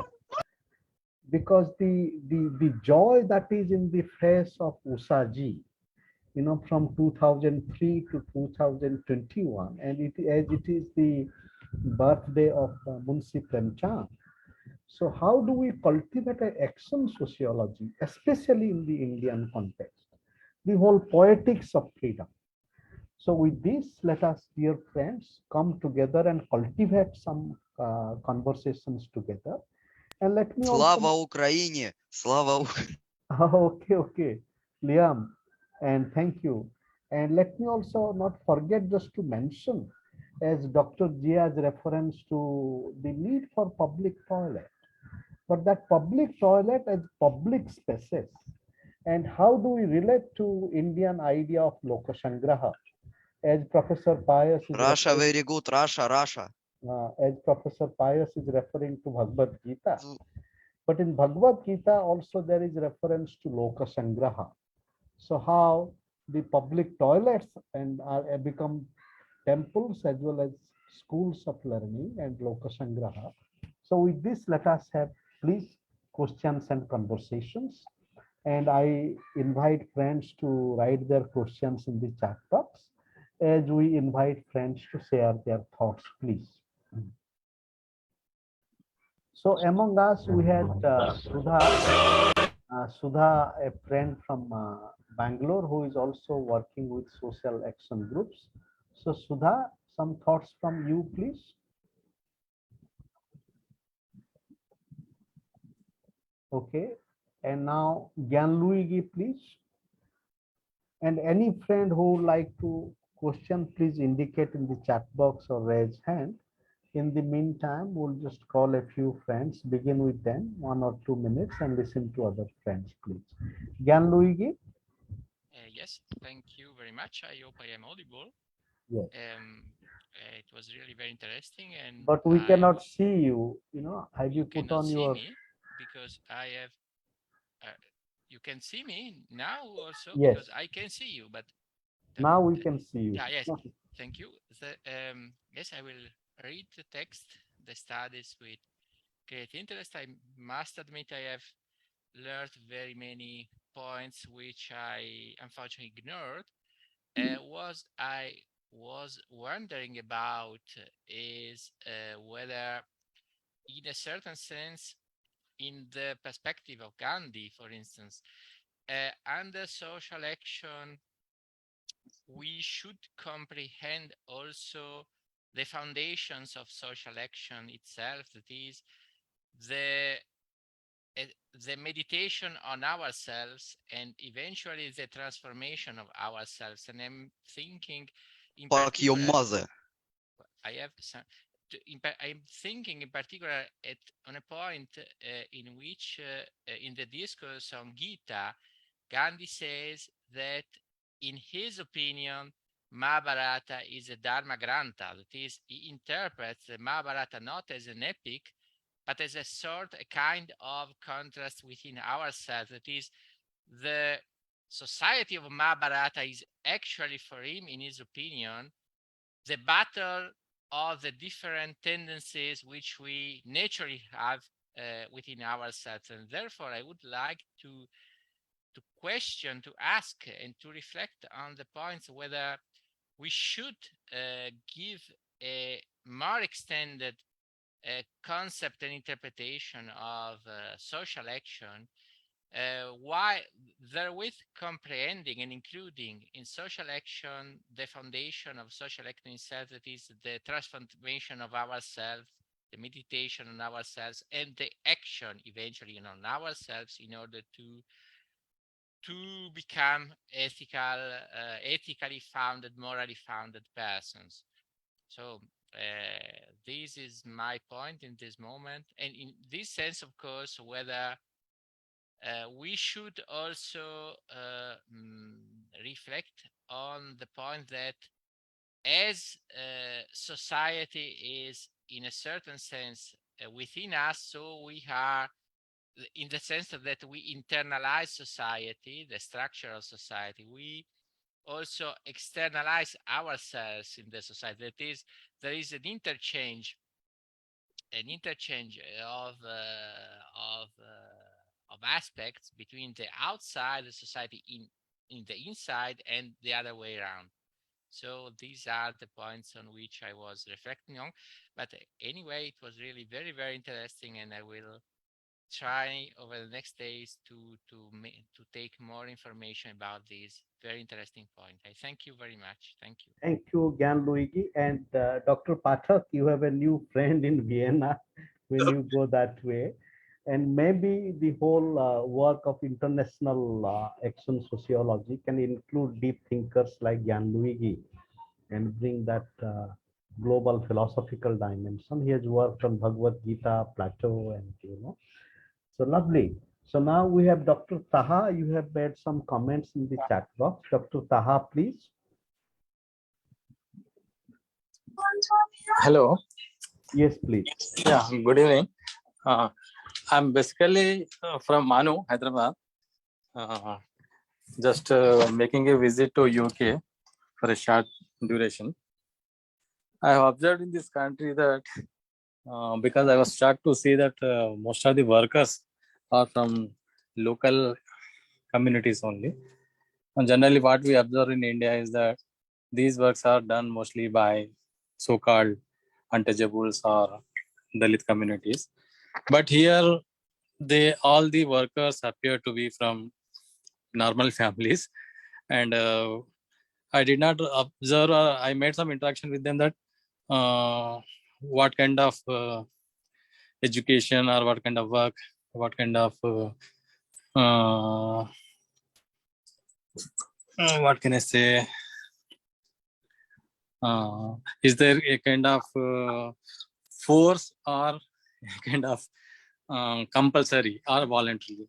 So they inform me that they are doing happily without any feeling discrimination or any force, because they are simply thinking that it is a part of their routine work. And they are, of course, they are using machineries. They are not going down in the mud or something else, but they are using all equipments to protect themselves from all this dirt. But sociologically, I think I observed that there is no force or discrimination or feeling low in their mindsets. Moreover, there is no caste system existing here in British society as we have in our Indian society. But to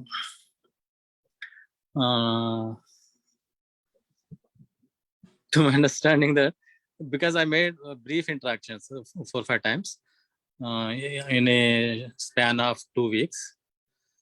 But still, I feel that they are not discriminated here. They are also not looked down upon by the society. They are treated respectfully, and they simply, British society think that simply it is one of the works assigned to them. It's they are doing in a professional way, not as a caste or some. There is no stigma, some kind of thing attached to this. These are my preliminary observations, but So thank you, Dr. Taha. We have we know- really learned from your very important insight. And where are you based in UK, please? in Leeds city right now. It's lovely. And this is a very important question, and it can be linked to action sociology. I think Professor Pais related action sociology to a comparative understanding. And I think this is the challenge now, both in terms of sanitation and action sociology. How do we develop a creative, comparative global engagement? Yeah. And that is something that we can build up. Thank you, Dr. Taha. Now we have Professor Ravindranath Rao from your Udupi, who has also written on this subject. Professor Rao, please.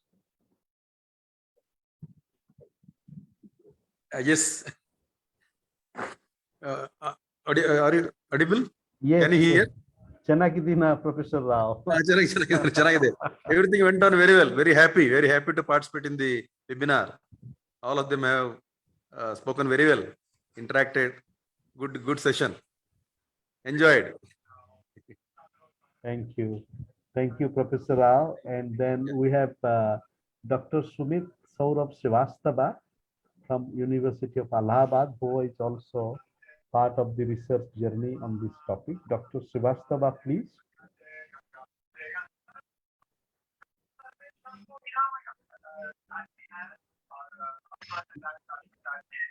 Okay, he's taking some time. Dr. Sunil, would you like to make some observation?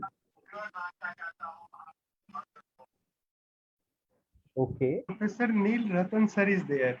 So okay. please So invite. Professor Neil Ratan ji, please.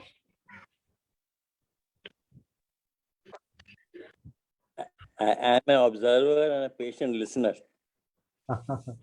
तो फिर भी एक गाना सुनाइए. To Dr. Pathak sir and Dr. Richard Pais sir, very patiently, and I am a learner, as you rightly said in the beginning, that we should start the whole program of learning. I am learning myself, and a lot of very good things have come. I am writing very intelligently and diligently all the points in my notebook. So thank you so much. Very happy to see. Very happy to see Professor Neil Ratan. आप एक गाना सुनाइए doctor Rao. निरतन जी एक गाना सुनाइए action sociology के बारे में.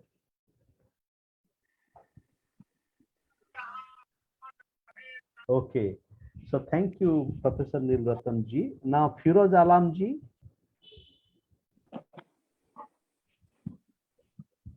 Okay, and now Minati, please. Hello, am I audible? Yes.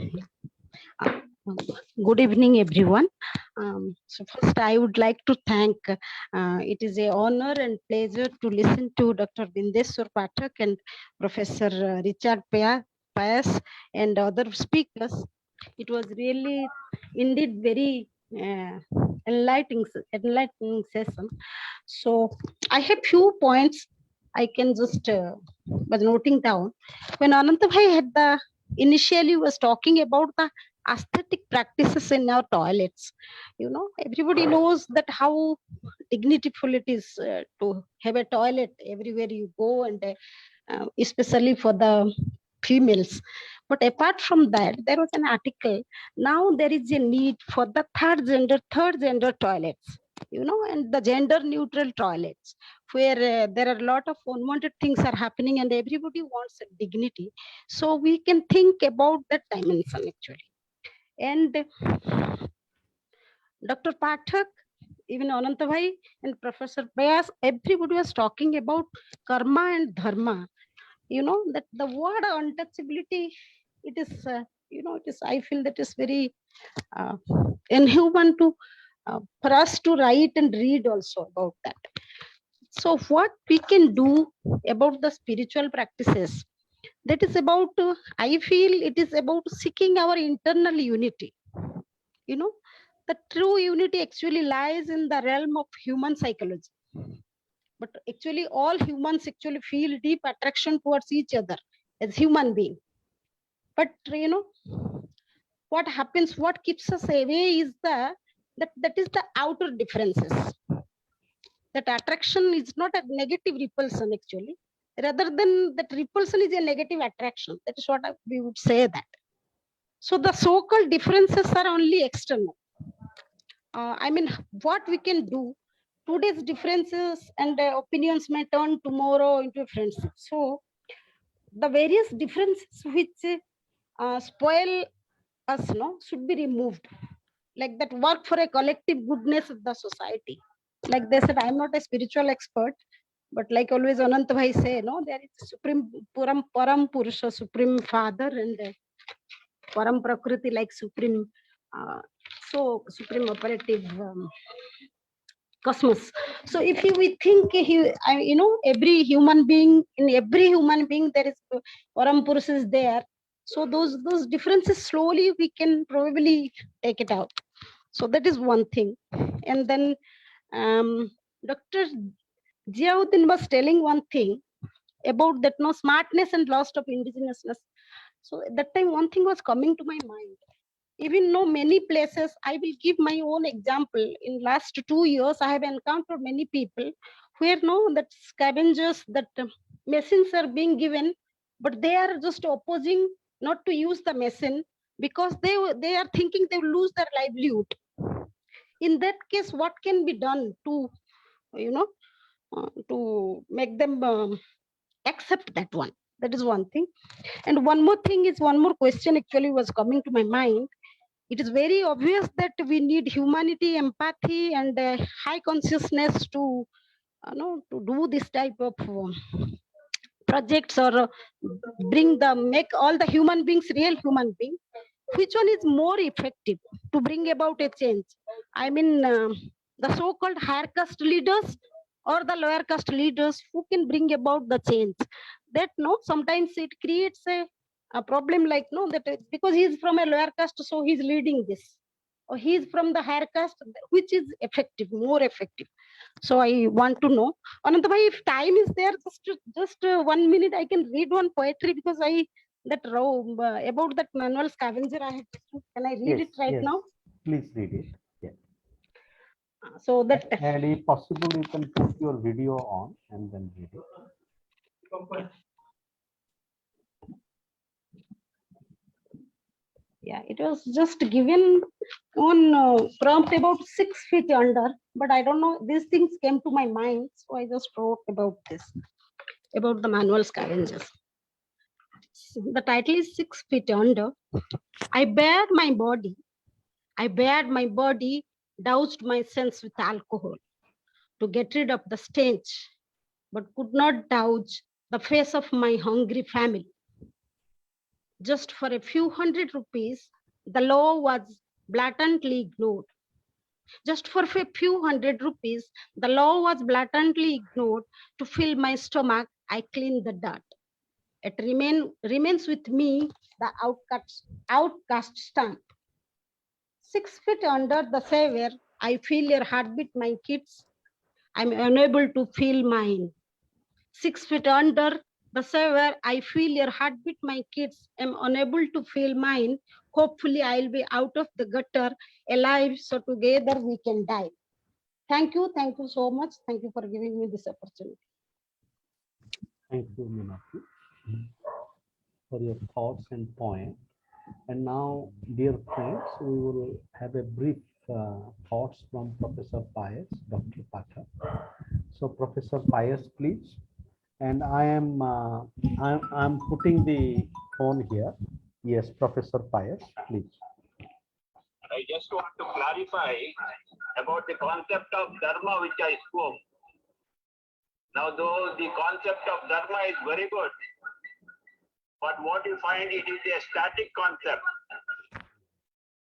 It is the untouchables and the lower castes do not get any advantage from the concept of dharma. If they accept dharma, they have to remain in that state only. But what we want is the dynamic aspect of dharma, where change is required. So this is why I request you to consider the dynamic aspect of dharma. Thank you. So thank you so much, Professor Pais. It is so central.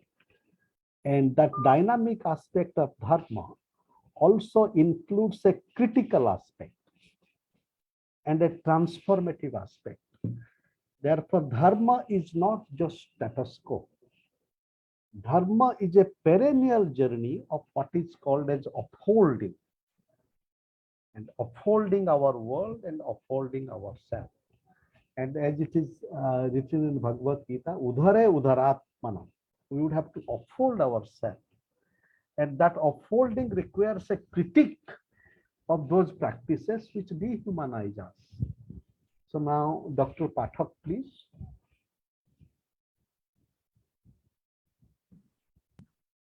I would like to clarify that action sociology means that you have to solve the problems of society as well as your theoretical studies of sociology.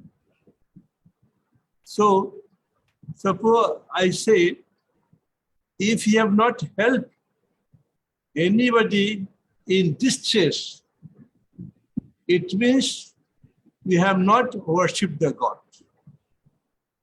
So, there are two types of people living in this world. One who are begging for the food, and one have enough food to eat and they have to digest and they have to go to work and do so many things. So here what I say, that in the state of only talking theory, you have to do the practice also. We have to solve the problems. So that is like the purity. Purity and pollution. One family, they do worship of Satyanarayan Bhagavan.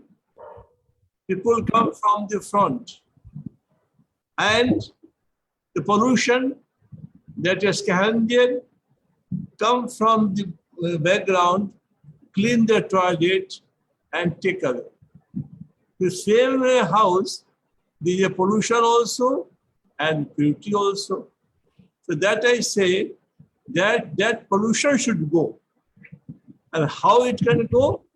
For that, I invented the technology and I said, look, now if you are doing worshipping God in your family, so that I giving you the technology to implement, and your problem of pollution will go, and the human scavengers will be free from the scourge of untouchability and social discrimination. So this is very important.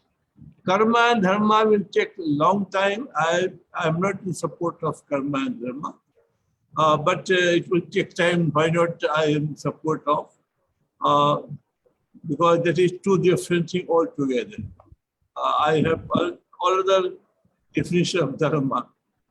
So now the adhyatma and darshan, the spiritual knowledge and philosophical knowledge, for whom? Those who have food to eat. It's not for the persons who are hungry. They want food. Now, millions and millions of houses had no toilet or bucket toilets cleaned by untouchables. And they wanted a solution. So should have taught them only, how the pollution should go, why the scavengers did well. But only in theory, if I would have said, then The government of India, under Prime Minister Narendra Modi, he took the courage and adopted the Sulabh technology to provide toilets the entire country.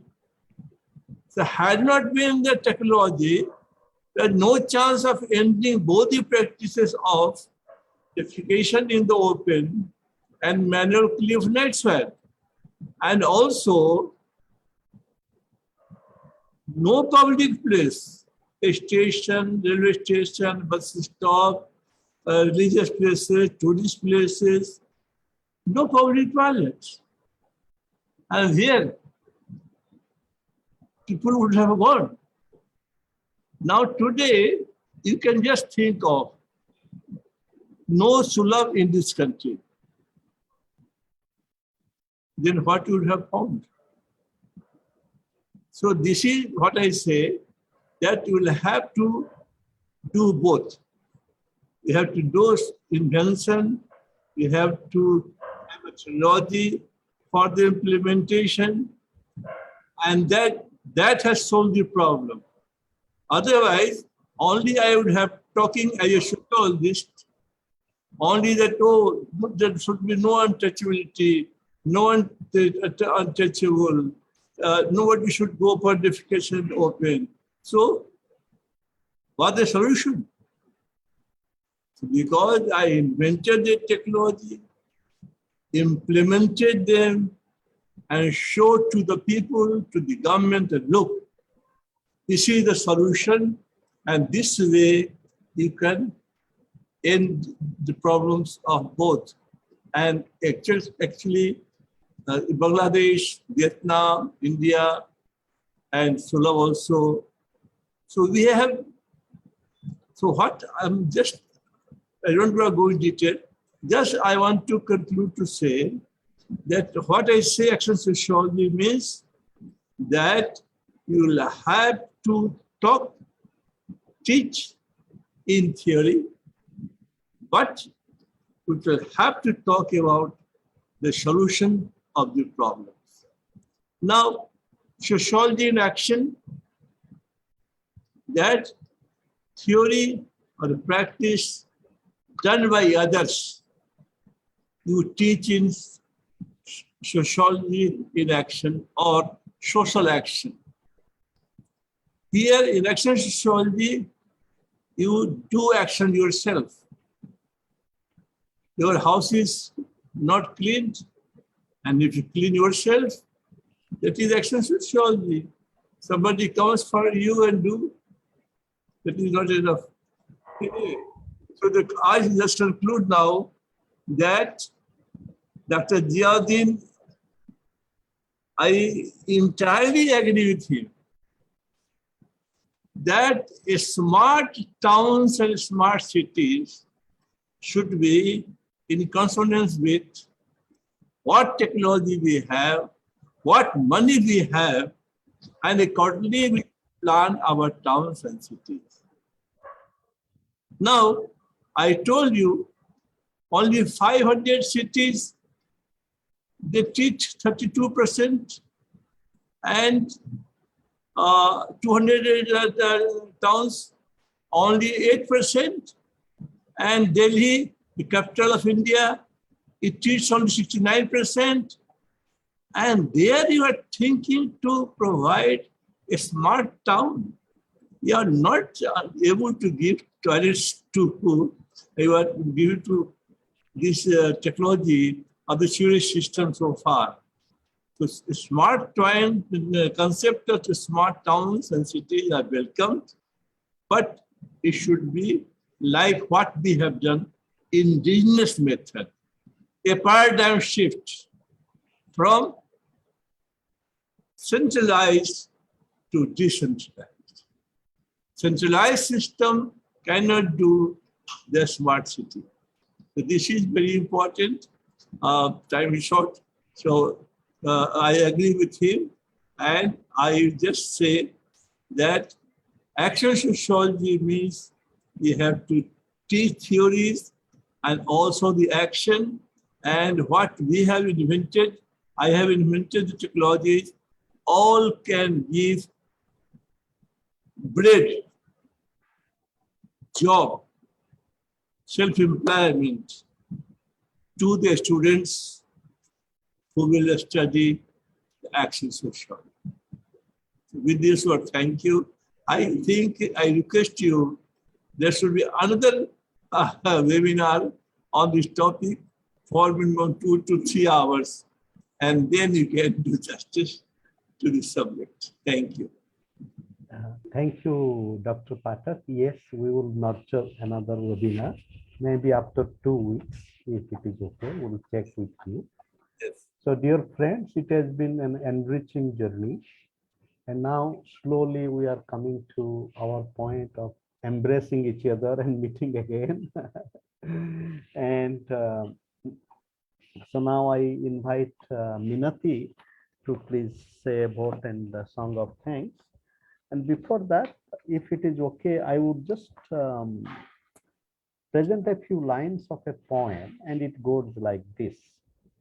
Towards a new we, border crossing, we are sitting in borders. Can we do better? Can we connect?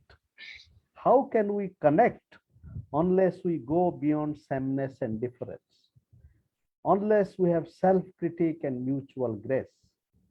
How do we overcome our unaware handicaps and cultivate capacities for mutual belonging as a journey of a new we of co-realizations and transformations? Now, Minati, please. Hello. Thank you, Ananta bhai. I am Minati Pradhan on behalf of Swadhyaya Sahachakra and Vishwaneedam Center for Asian Blossoming. I thank our esteemed guest, esteemed speaker, Dr. Bindeshwar Pathak, for enlightening us in different aspects of his noble work and projects. We are honored and blessed to have you as our speaker, sir. Thank you so much.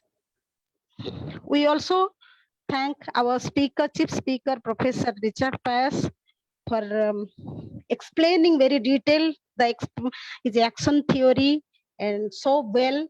And due to some technical glitch, we could not take the 100% pleasure of listening to him very well. In between many things, actually I missed. So thank you, sir. Thank you so much for being our speaker today. We also thank our moderator, Professor Kumar Giri, for arranging such webinars for us to look into different direction of the sociology, anthropology, and philosophy, and so many other things. I also thank Dr. Ziyauddin Manu for his posing so many questions and potential dimensions for thinking different potential dimensions for thinking different things. So thank you, sir, for your presentation. I also thank Randhir Kumar Gautam for his beautiful presentation. And the last time I had forgotten to thank him. So this time also again, one more thank for being our convener and arranging, executing, and doing everything so meticulously. I also thank Professor Ganluigi for, as always, for his deep thoughts and active participation in our all webinars. I also thank Dr. S. Abdul Taha for his questions and his inputs, Professor Ravindra Rao, Professor Neil Ratan, and all the Zoom platform viewers, listeners, and Facebook platform viewers, listeners, and participants for making our webinar a big success. Pardon me if I have forgotten anybody's name, and we are really thankful to everyone, and thank you all. Thank you.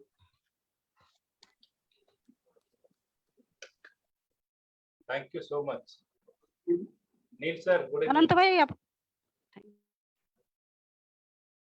I just got a message from Galaxy A31, I think Swati Lekha from Kolkata. So thank you for your interest, and you can kindly send your details through chat or to my email, omkrishna@gmail.com, and we can. Yes, sir. Thank you, sir. Thank you. Thank you very much, sir. And could you kindly write your email and number? We would contact you next time. Okay.